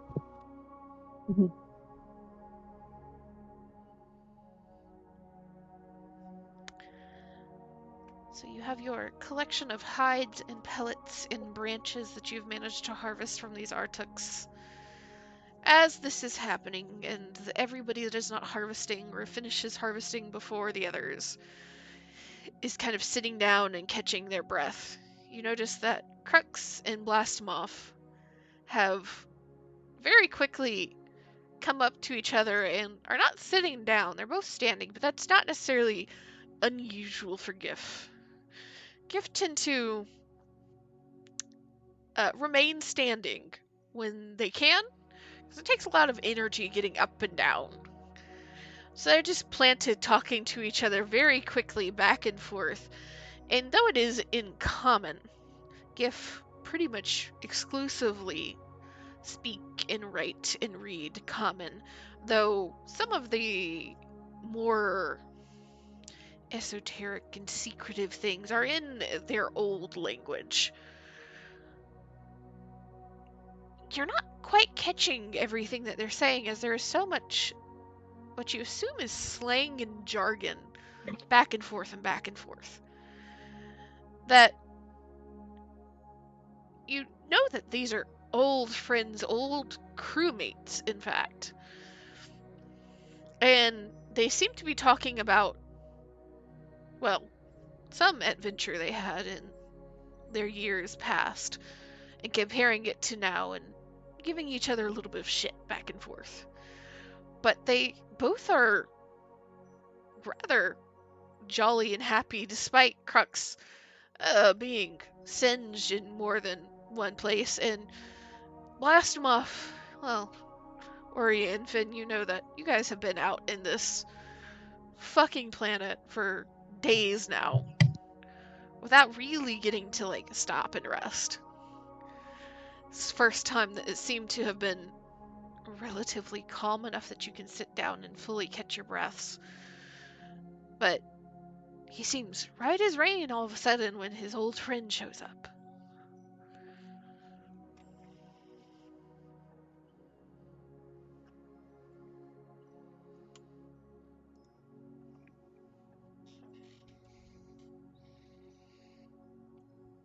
I believe there were questions to be had.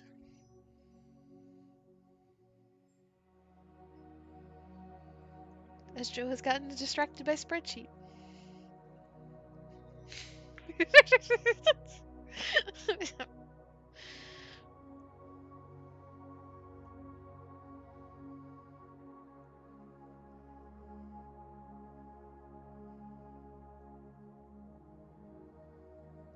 We love awkward silence. Sorry, I had my fucking mic was muted. I was talking. But what was I doing? Right. Is there any, I guess, plant meat that we can harvest as well in the process of doing this that is cookable? I mean, Finn would be able to roll a nature to see if he thinks any of it is edible. Certainly none of it is going to give you mechanical benefits. Mm-hmm. Just something to eat while we are resting for narrative purposes. Okay, a 13. Sorry, I'm gonna have to. I'm trying to change this so that it's not advantage disadvantage. You're good. 13. You're... A lot of it you're not quite sure about. This is the eating a like sentient plant species is, well, you've not done it before as far as you're aware. When you start looking over the different pieces as Booker kind of sets them aside and harvesting, you think you can maybe kind of chop up some of the vines and stick them in your stew as you're cooking.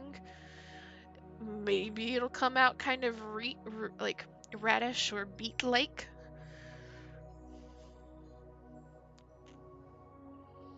Maybe. You're pretty sure it's not going to be poisonous. You don't know how good it's going to be, though. We don't collect a little bit.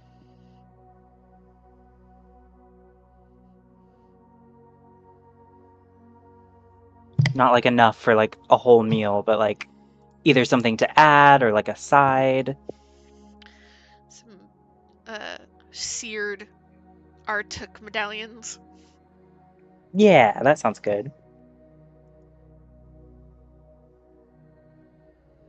So as Booker is slicing chunks off and harvesting some, you can see that he is just taking raw pieces of it and putting them into little vials or containers of stuff.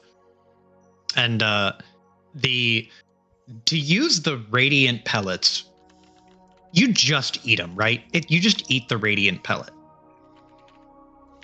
I would say, because this is not technically what was like in the base of what I have here, I'm adding it for the flavor for Finn. Sorry, my brain's starting to short circuit. That in order to get that benefit, it does have to be 2 in a pot of stew. You don't get it from just popping one of those and like chowing down on it. To get the benefit of the 2 combined, right? But just eat just one of them, though. Okay, let me rephrase what the mechanics are. If you utilize one of the pellets as a spell component, you get the plus 1d4. If you put 2 into a stew that everybody can eat a single meal off of, you get the benefits of the reducing radiant damage. Now I gotcha. Good. Then Booker just collects a handful of those and kind of tilts his head at him, and he's just like, I prefer my monsters to come prepackaged and ready to... Well, he stops himself from saying ready to eat, because they're not really ready to eat. But... Hey, You're a cook, right? Finn nods. You ever cook a plant like this before? I've cooked a lot of plants, but nothing like this. Mind filling me in on what you and that blue woman out there, over there, what y'all doing out here?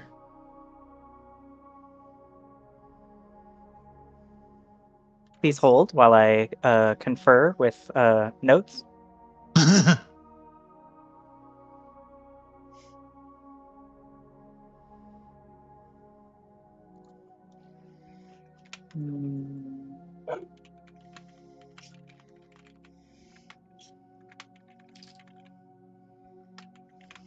So, We were trying to Z. recruit something. Yes. People. Is that the purpose on this planet, or is that more like a general goal we had? Both. It is your general goal in Doomspace, but also you knew that there was a settlement of something on this planet. So you landed and tried to find said settlement and recruit. Turns out And it's Artux. And would that be something we share with random people?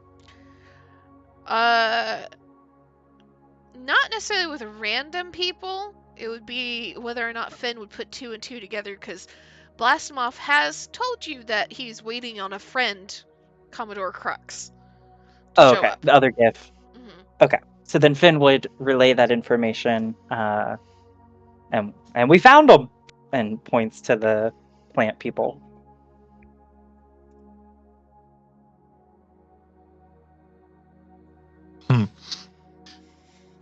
Well,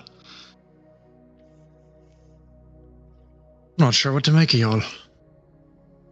How'd you even get on this planet to begin with? This is in Doomspace. Hell of a place to make a trip to. Well, how did you get here? He, opens his mouth to explain, and then to explain, yeah, we came here on our spelljamming ship, the Ladybug, and then he just kind of narrows his eyes and goes, all right, touche. Assuming you were trying to make a point about, Yes. the same fucking, yeah.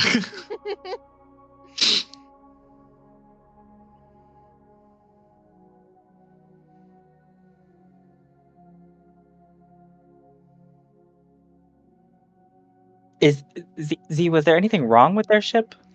Yeah, it has the ship has essentially been going through hell since it hit Doomspace, and it gave up the ghost on this planet.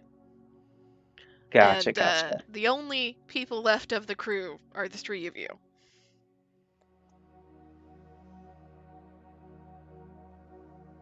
And did you explain that part to Booker? Not yet. Okay. Well, I'm glad you're here. We kind of need a ride. Oh, you don't say. What happened to your ship? The Artux. Huh. Points again to the freaking starfish. There doesn't happen to be any more of these fuckers laying around somewhere discreet, are there? Finn, you'd know that there is a settlement that you had originally visited and been chased away from. These were the only ones that followed your little group. So, there's more, but they did not come after you as far as you're aware. They've got a whole encampment back there. Oh boy. Trixie, do a quick scout of just fly up, get a general, we're not gonna get ambushed or some shit, right? Yeah. She's able to fly up and kind of look. At least in the immediate area, you don't see any more Artux. None that seem to be hunting or moving very fast, at the very least. It would be a little bit harder if you're trying to get really close and see if there's any sneaking. But these guys don't move very fast either. So it's up to you. If you want to roll a perception, you can roll a perception. with your base perception, you don't see any of them. I'll give it a shot. I mean, I think just more movement is what she's looking for.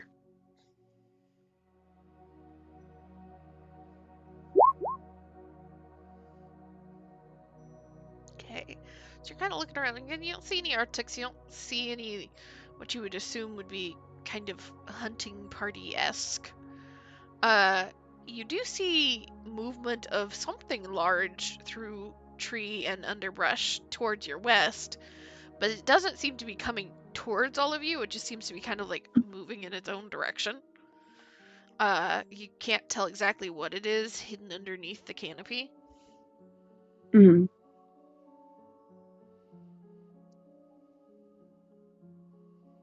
Well, it looks like there's not much in the vicinity as far as I can tell, but I mean, there was something over that way, but I think it might have just been, I don't know, doing its own thing. Can we see the ladybug from... Can Trixie see the ladybug from way up there? If she flies high enough to risk being electrocuted, she can. Because remember, there's these arcs of lightning that are jumping between stone pillars. Oh. I'll chance it. We just short rested. I'll chance it. You're still in the midst of short resting. I'll chance it. Roll me a d20.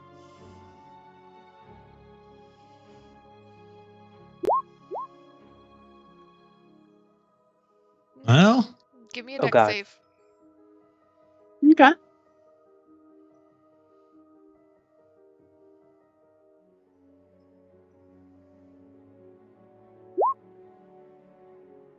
+7. Okay. So as you fly up higher, you see the ladybug where it landed in a kind of clearing a ways away. You had to all hike from. And it's still there. You can't see much as far as the details of it. And as you're trying to like focus and see, like I imagine like trying to figure out, do I have a spyglass on me somewhere? Do I have something to see about?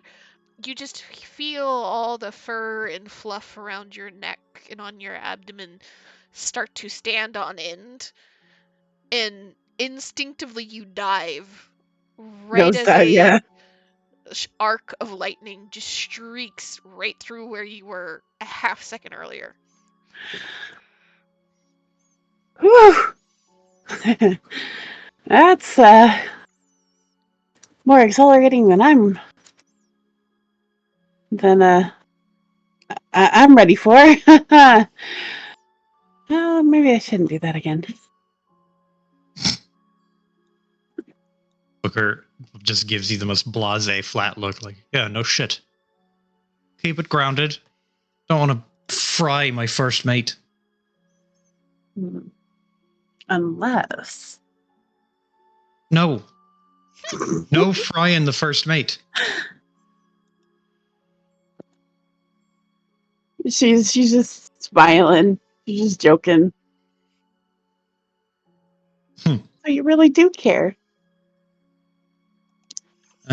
He grumbles.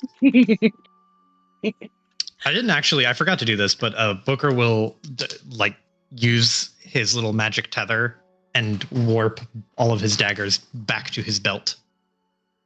Just zoop.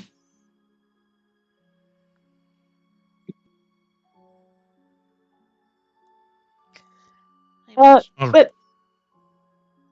no, go ahead. I was going to say, all right, so once we're all rested up, what's the play now? Looking kind of towards Crux. As everybody starts to kind of readjust and recenter themselves, you see Crux and Blastimov have both calmed down a little bit and step a little bit closer to the group as a whole. And Crux kind of looks at Booker and you see a blink and then a realization, oh, I know what you're asking. And then his brow furrows and he looks towards Blastimov. You're telling me that you lost your ship on this planet? Thought you would have had a, well, if not an armada, at least a good chunk of them at this point. And you see Blastimov just like raise a hand to his face and just like drag it down from brow over his eyes, down his nose, and the lightness and brightness that you saw when he was talking to Crux, getting to reacquaint with an old friend, is immediately gone, and he looks tired. Well, let's just say that Doomspace has not been kind to us. It looks towards Ori and Finn, and then look towards Booker. You're the captain of the boat we're on? Booker will raise an eyebrow and nod. That I am. Captain, he points to himself. First mate points to Trixie. Bosun points to Button. And he looks over to Koya. Returning the Gunner. look. Hmm. And Blastimov gives a little nod and will stand at attention or nearabouts, heels clicking together in a kind of thump of a large hand on his chest, which you recognize as a kind of GIF formal greeting. Well, pleasure to meet all of you. I am Major Warwick Blastimov. This is Ori and Finn, Navigator and Chef. And that's all that's remaining of the crew that I came here with. And I'm afraid about the only ones that we have left in Doomspace that will give us half an ear. And as he relaxes again from his stance, you see both hands move to his hips and just kind of tilts his head. Well, there's plenty of fighters in Doomspace, plenty of people that would probably be willing to join us in the right circumstances, but the issue is getting the right circumstances. I'm assuming, if you're with Crux, all of you have a Zarshian Empire problem. Booker nods. How A very couple of astute. them. And what did you say, Iris? A couple of them. He nods. Well, there's damn near enough people in this galaxy, or in this, not galaxy, it's fucking Star Wars, in this sphere, to raise a rather impressive force against the Zarshian Empire if we really tried.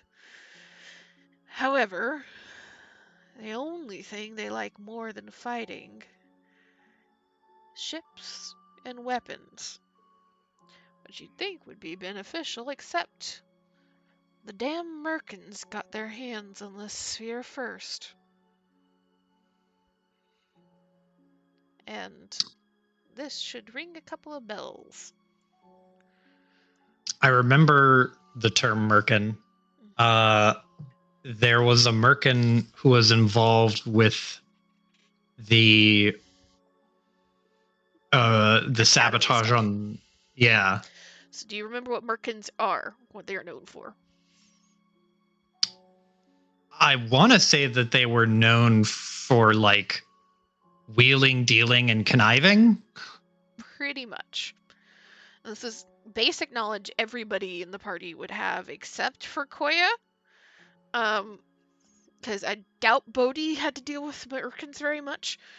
Merkins are a giant adjacent race of huge blue people that are first and foremost merchants.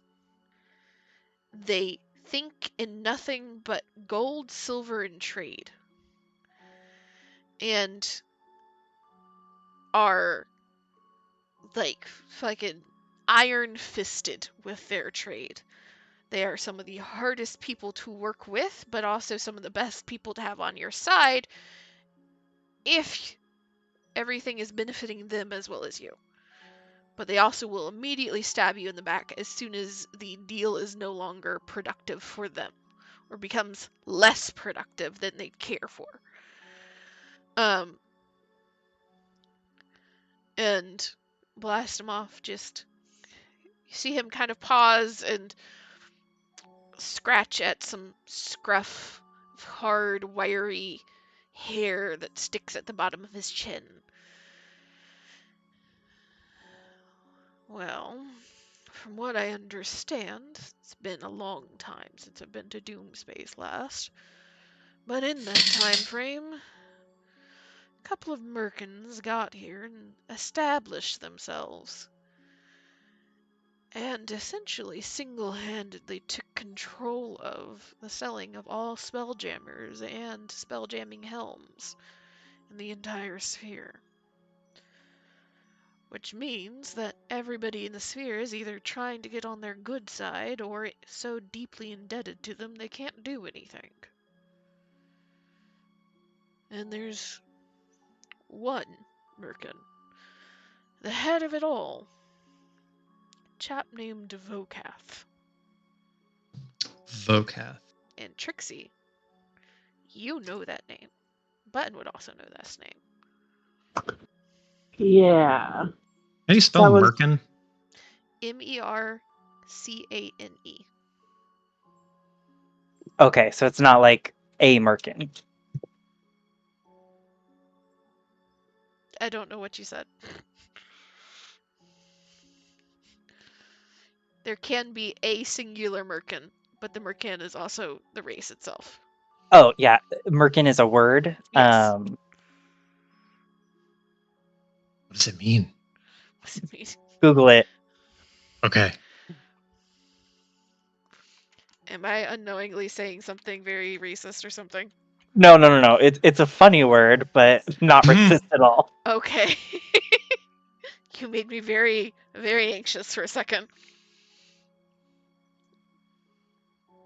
And then Vokath is Vocath.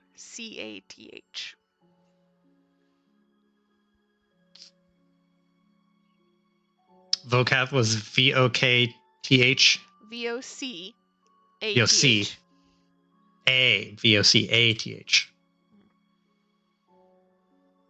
Okay. Vokath the Merkin. Anyway. Good lord. I did not know that thumbnail was going to be there.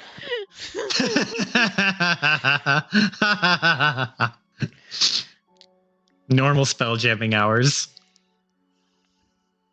And Vokath, so he set up shop in Doomspace? What is, so Doomspace is on its way out the door. There's a black hole in the middle of Doomspace. Yes. It is What on is it, the on its time way, scale? depends on the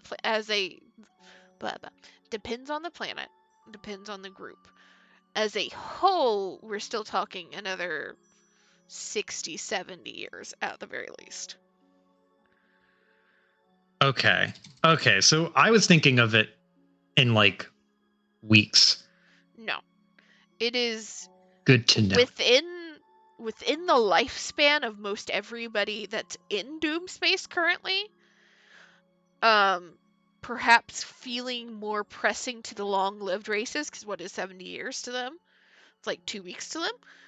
But it is not in the, like, we're gonna die tomorrow. Aside from one or two Gotcha. planets that are closest. Now, we are talking a matter of weeks for the ones that are closest to the black hole right now. but the furthest out planets still have a while. Gotcha. Okay. All right. Talking And every couple of years, another planet or moon or group of orbital objects get devoured by the black hole.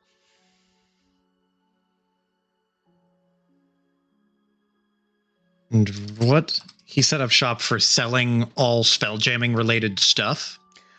Essentially, he has a stranglehold on all spelljamming stuff, which is needed to get out of the sphere. You guys would be smart enough to put that together, like, oh, they're all obsessed with it because it's the only way to get out of here. Yeah, okay. Now I'm starting to put the puzzle together.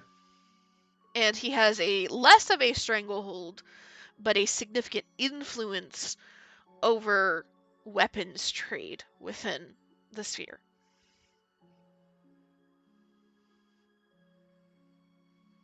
Is that specifically spelljamming weapons or like also swords and guns? Just weapons. So Merkins as a whole control the weapons trade as well, but Vokath is less directly involved with that than some of the others. Which means on top of the Merkins as a whole controlling spelljamming, they also are controlling the means for which warring tribes to go to war and for various groups to perhaps try to steal spelljammers.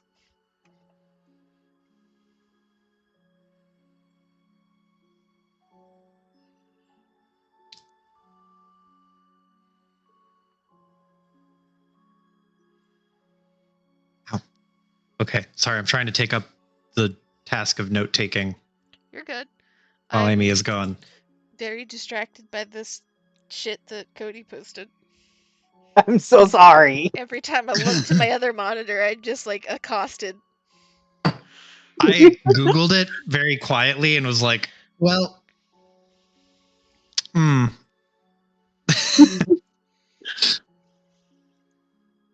Unfortunate. it's fine. We could just call them Mercane. Mercanes. Mercanes. They may actually What's be pronounced Merkin? that way. I don't What? know how the fuck these are pronounced. Either way, this dude, what do you know about him, Trixie? Wasn't the dude the one who like it was it's been so long. It was during Academy. the academy stuff. Do you want That me was to the refresh your memory so that you can figure out how Trixie would react? Please. I can't word right now. So, Vokath was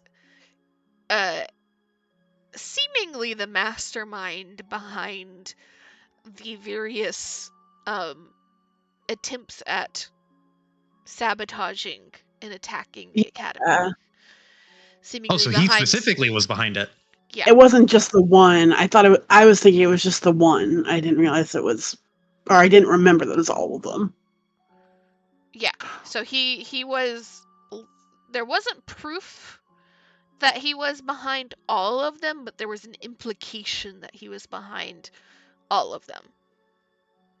With only proof of one or two. So there's the implication that he sent the trap to Mert. There's the implication that he was involved in the sabotaging of the simulation. And proof that he was behind the attack that happened on the Tyrant ship that got the one guy killed and caused a lot of chaos and pain.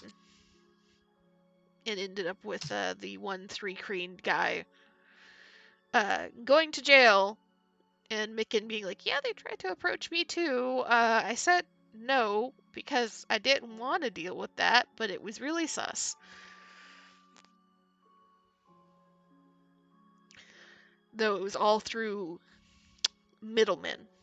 Vokath was not there for any of it. Mhm.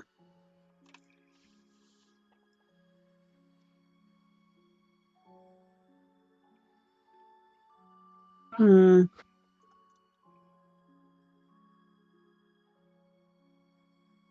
Yeah, that's not good news.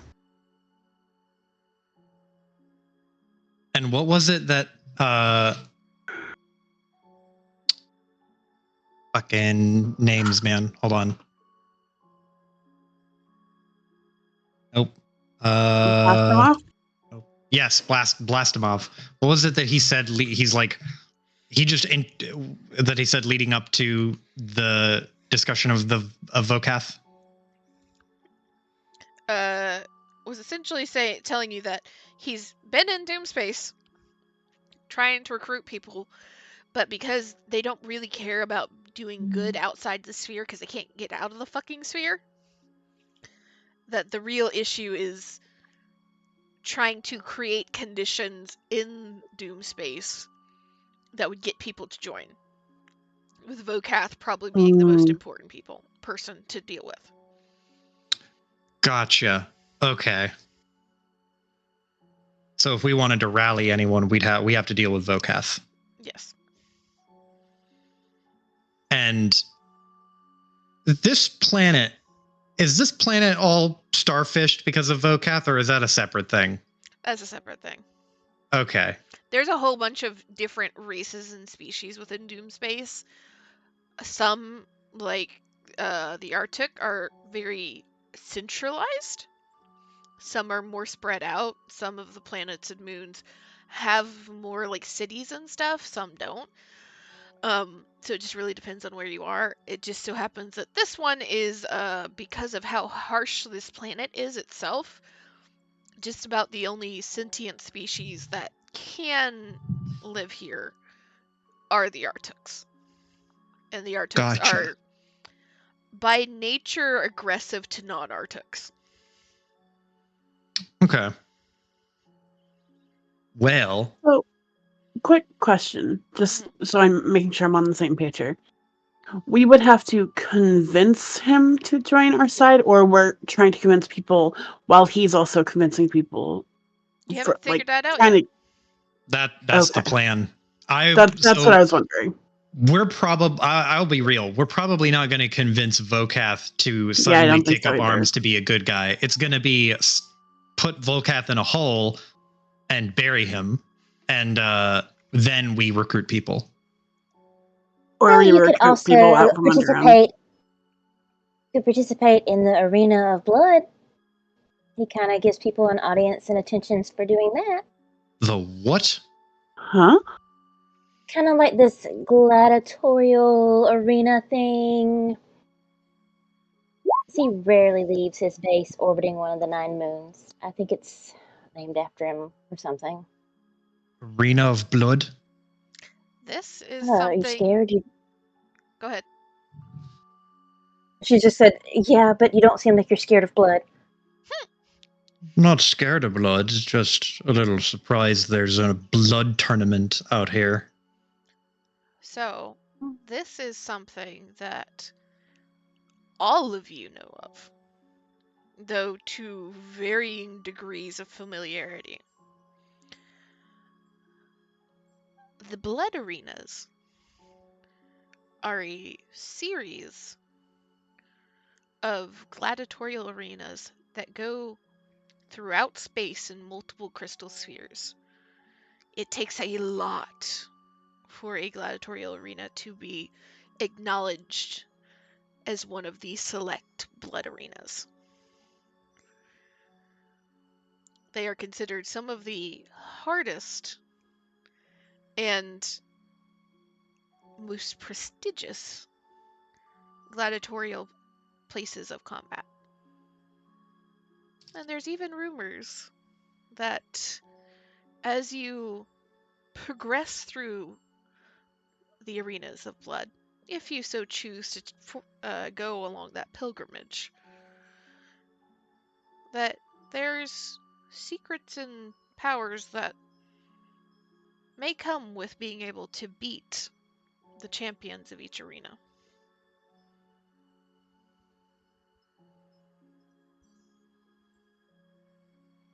This is something even Koya on Bodhi, as separated as Bodhi was. Talk about the arenas of blood. Still managed to filter through with the people that would visit Bodhi on occasion.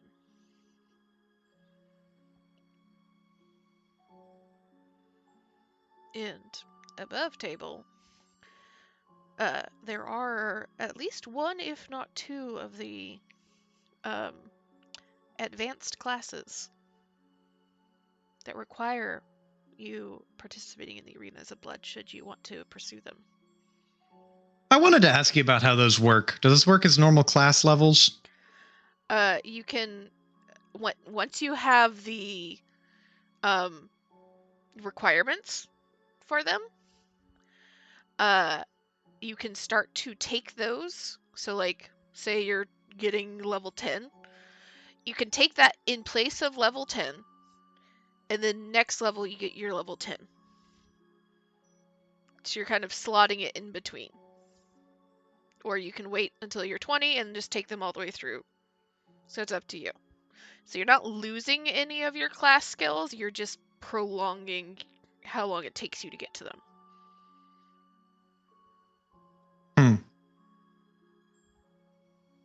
I don't fully understand, but we'll come back to it. These blood arenas are not these are not unfamiliar to all of us. Like, we actually know that these are a pretty relatively well-known thing, and fighting in them, each one has their various challenger, so to speak, and beating them begets rewards of some kind, secrets and prestige. Yes. And powers. And Vokath also happens to be like a huge fan of the local blood arena in Doomspace.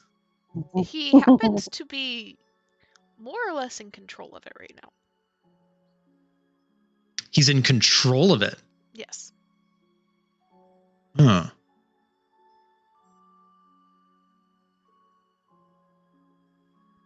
So I'm getting less hopeful that we can unseat him from his throne, but we could participate in a blood sport.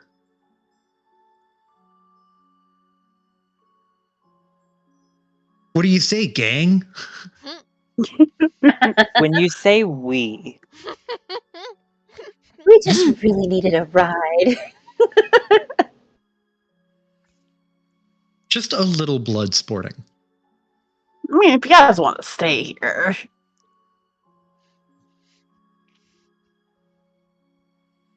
That was out of character, just to be clear. Just to be, I heard the wheels turning. I'm like, wait, no. Mm-hmm. So, Vokath is in charge of this blood arena, and he listens to people who are successful with it, at least somewhat.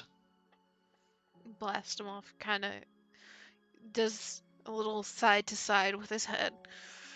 Well, it's a guaranteed way to get him an audience with him, if nothing else. And, well, if you manage to shake up things in the blood arena, it does give you a little bit more sway with the populace of Doomspace. Get well known in Doomspace, get an audience with Vokath, and possibly get some extra prestige and powers from just winning. And all it takes is a little bit of blood. Seems like a good place for me. It seems like a good place to me. Well, you're welcome to try.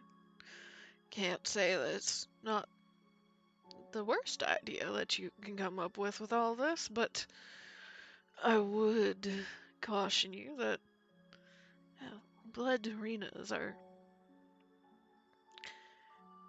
legendary for a reason.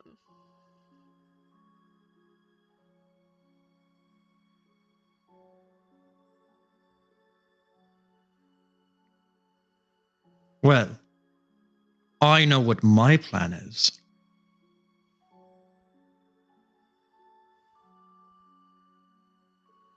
And you can definitely count me in on that. Can This you is why you're the first mate, imagine? Bug.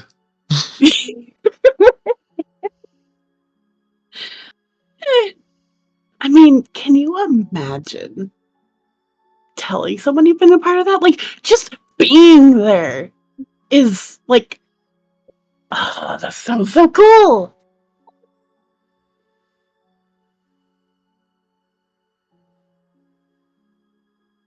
Or he Well, if just you're looks all to up.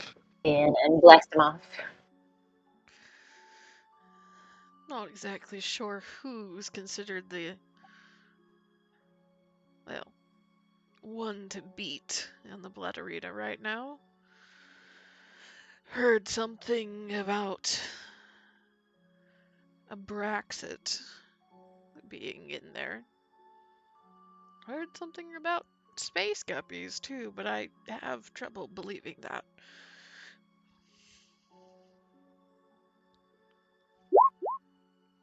Space guppies? Yeah, you guys know exactly what space guppies are. They were the little fish that your friends were riding. Yeah, exactly. Oh, It's like, yeah. what?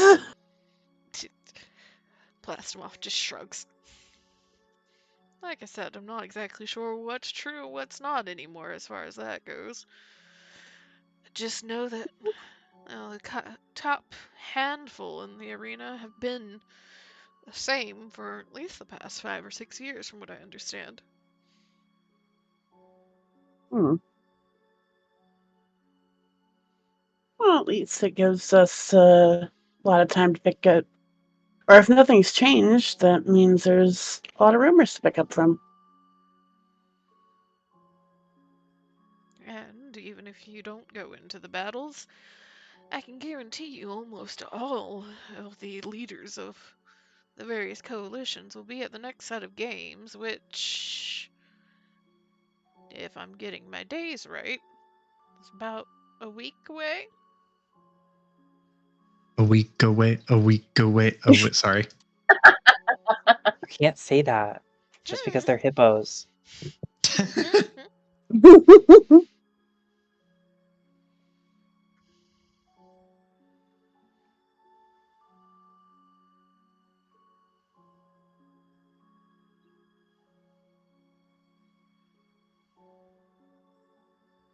So we've got a week to prepare for this thing then.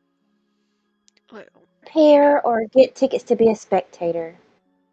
and it takes about 4 days to get there, so we'll be cutting it close. Hmm. We should best be getting a move on, shouldn't we?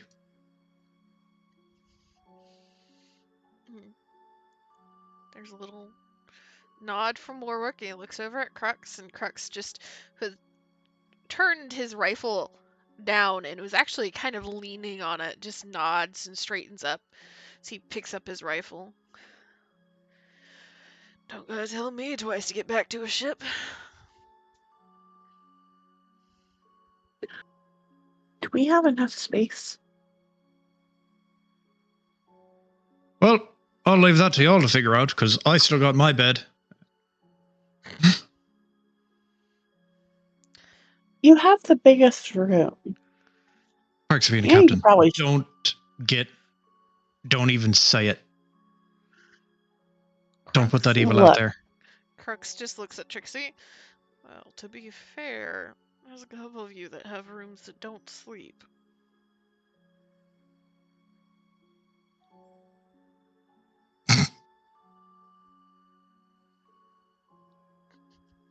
Does Trixie sleep?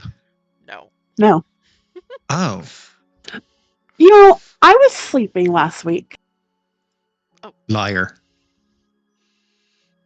I was injured. She puts her hand over her chest and like the "how dare you" kind Both of hands? motion. Both Like, hands on one side on Yeah. one side. Perfect. So I believe Trixie and Button and Jadali, all of whom are on the Lady Luck, have tried to claim rooms, but none of them sleep. And just to be fair, even if for some reason one of us or multiple of us didn't sleep, that doesn't mean we don't need our own personal areas. Well, you can take a closet then, can't you? You don't need That's a Buttons. bed. Where do you think Button stores all of their books? To be fair, I'm pretty sure that Button will just make a Spelljammer out of books one day. I wouldn't put it past them. I don't mind setting up the cot in the galley. If you're a chef, you're welcome to. You're absolutely welcome to live there. You can sleep in the cupboards. I'm not that small. Booker will actually just chuckle to himself evilly. Crux will just look over to Finn and then just kind of raise a hand to the side of his mouth like he is like trying to shield a whisper, but not really, as he jerks his thumb from his other hand towards Booker. Well, if you're gonna be cooking, you better be prepared for a whole bunch of interesting ingredients. Looks at the, I don't know, leaves or vines that just were harvested. Booker, I imagine when Booker was putting those into his pack, you could see a various, like, just jumble of other glass vials and containers that are filled with eyeballs and skins and claws and teeth and all sorts of weird soft bits, organs, all sorts of shit. Yum. Was that a genuine yum or a nervous yum? A nervous yum. A very nervous yum.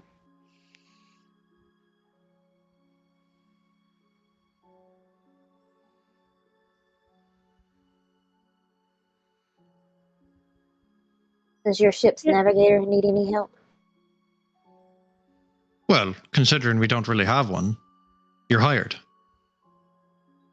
Is there a place where you keep all of your navigation, like accoutrement, like maps or? That you will have to get from Button. He is the ship's librarian as well as he is the bosun. He likes his maps. Well, I was just thinking that could be a place where I put my very minimal and stay. Sounds good to me. But hey, since we're generously hiring 2 to 3 new crewmates, I figure we should probably go back to the ship and introduce you to your new location, your new home.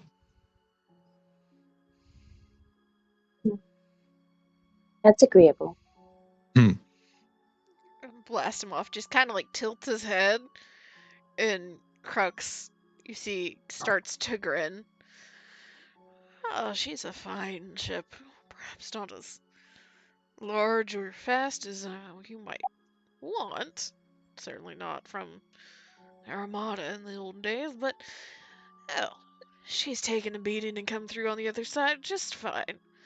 It's a good ladybug ship. You don't see those very often. You see him start to like go in about talking about the ladybug specifically. And Blastomoff is listening very intently. And for the most part, it's compliments, perhaps a little sidelong compliments of like, oh, it's not like this old ship that we were on, but it's a close second to this ship or that ship. So, just double checking. What was it was a tyrant ship that we dragged with the ladybug? No, it is a it was the galleon ship, I believe. It's the last it one. was wasn't it the squid ship, the Nautiloid? Oh, Nautiloid. There you go. the Nautiloid originally, and you guys are still towing the Last Breath, which is almost completely repaired. Yeah. Okay, yeah. Thank God. So Trixie will butt into the conversation. Not as strong or fast. What are you talking about? You should have seen it. We've tracked a Nautiloid from half, some kind of distance. I don't fucking know. Halfway across the sphere, essentially. Yeah, halfway across the sphere. And what was that other one we outran, or we tried to outrun, the freaking tentacle thing dragonfly? that. What was the other one? It was. That We was got not a attacked ship. by it. What was it? It was a squid thing, right? Yes, I know what you're talking about. I don't remember what it is off the top of my head. Okay, well, point is, we freaking got chased by insert name of squid monster thing. And fought, 3 of them. It was amazing. Aesthetic. Yeah, that thing. And Trixie will just go on and on about how awesome the ship is. Maybe overinflating things a little bit.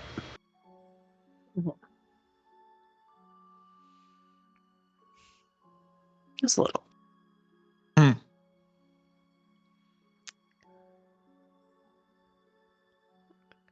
So as you But all enough are, lollygagging. Oh, sorry. imagine this is happening as you are walking.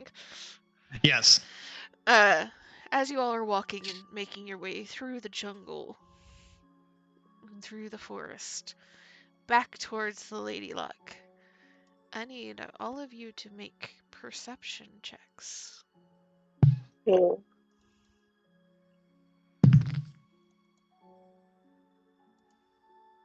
I didn't see anything.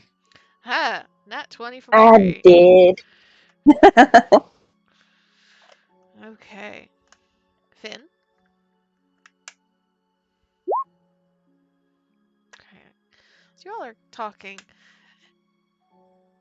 Ori, you're the first to notice it, Erlen. Who are you paying attention to more, Crux or Trixie?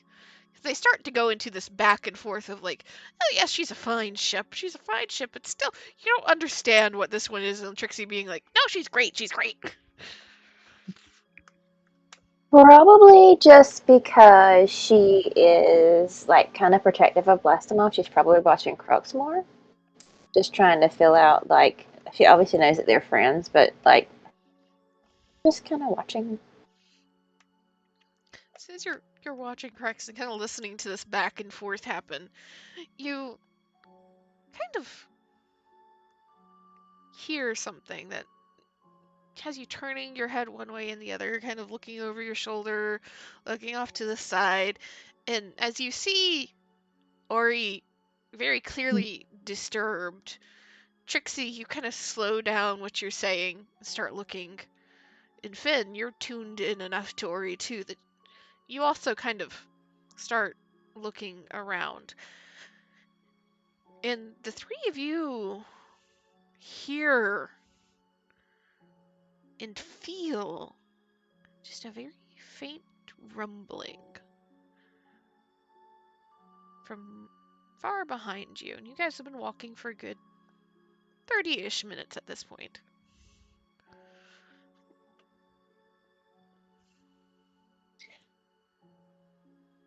Well, that is a bit concerning. Do we need to speed up? What is it? Either a really big something is headed this way, or it's about to be an earthquake, or something's happening somewhere. Oh, Could be hell. both. Let's not stick around and find out. Double time. Double time. Okay. Trixie will jump up, spread her wings, try and get a view while moving with the group, kind of thing, like flying backwards a little bit. Roll me a perception.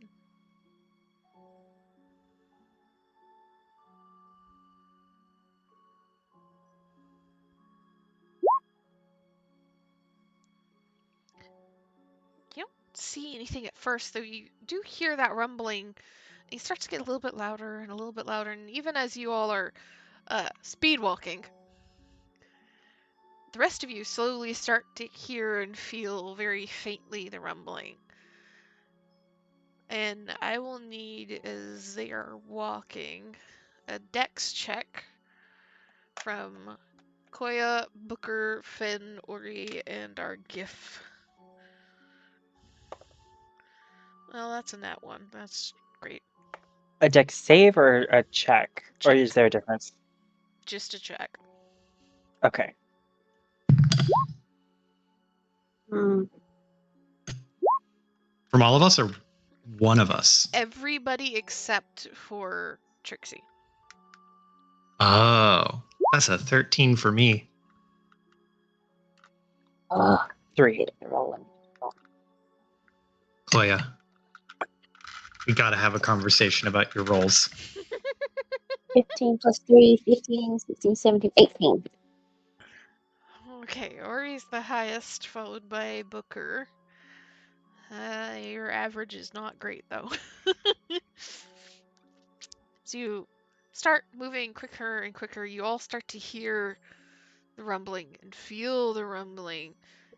And just as you all feel it hard enough that you start to break out into sprints, Trixie, you finally see something, probably 100 yards behind you. You see, it looks like something very large is traveling just under the ground. You see rock and dirt and sand hilling and shifting and cracking as it is making a direct beeline for the group. Hmm.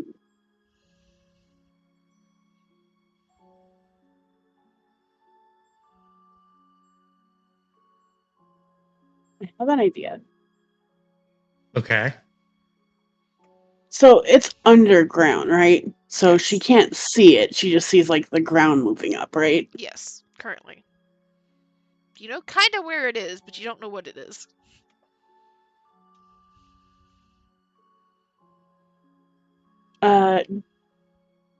Can I have permission to use an item, a communal item? What is it? I want to use a pellet. Yeah. I mean, Okay. technically, she harvested 2 of them. Yeah. I know, but they're communal items, and I just want to make sure that's okay. Because it's for radiant damage, right? Yes, it's an extra D4. I want to try and like shoot where it's headed, kind of thing, to um uh like get it to pause. Is kind of my idea. Mm-hmm. Make a big boom to distract it. Okay. Bada boom. What spell are you using? I only have a cantrip in Light of Lunia. I don't think Light of Lunia would like count here. Not really. Let me double check with.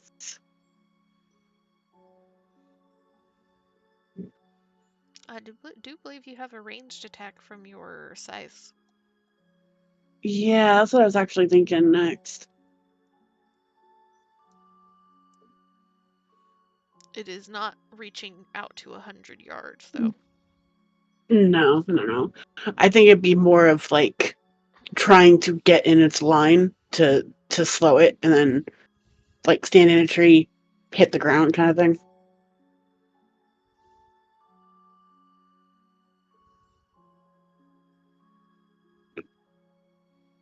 Uh, Like, Actually, I have a better option here. Mm-hmm. I have fire and oil. I can make a literal bomb. Never mind. Won't waste resources. Could make a Molotov.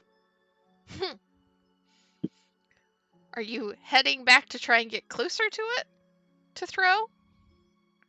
I think she's more staying in where she's at, giving them space to run and it to get closer, essentially.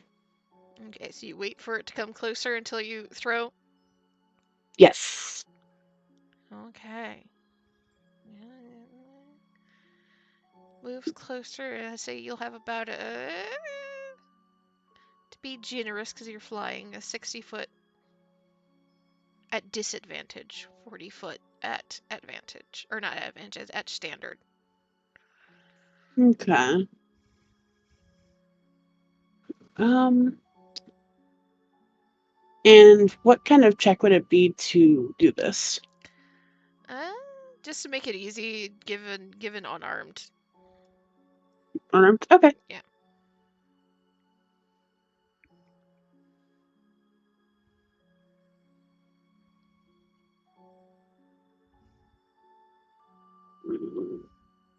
Unarmed. And I'll do the 40. Okay. So this thing is So getting closer and closer and closer, and all of you are straight out running at this point. I imagine Charlie, has Koya stayed big? Yes. Imagine Koya probably picked up Button or Finn, one of the two. They're very small. They're not moving fast. Let me see how. that's a 12, by the way. Okay. So you toss this Molotov directly in the line that this ground is breaking, coming towards you. Two things happen in very quick succession that only you see at first, Trixie. The line splits. One stopping dead in its tracks, the other curving to the side and continuing as it curves around back towards the group again. And you see the one that stopped suddenly. Let's see here. A massive armored head starts to poke out of the ground. Oh. You know what? I should have expected this. Mm-hmm. I got surprise attacked by this thing. Fuck those That things. just happened to me last night. I know what that is. That is where we will end it for tonight. Bullet. Oh no.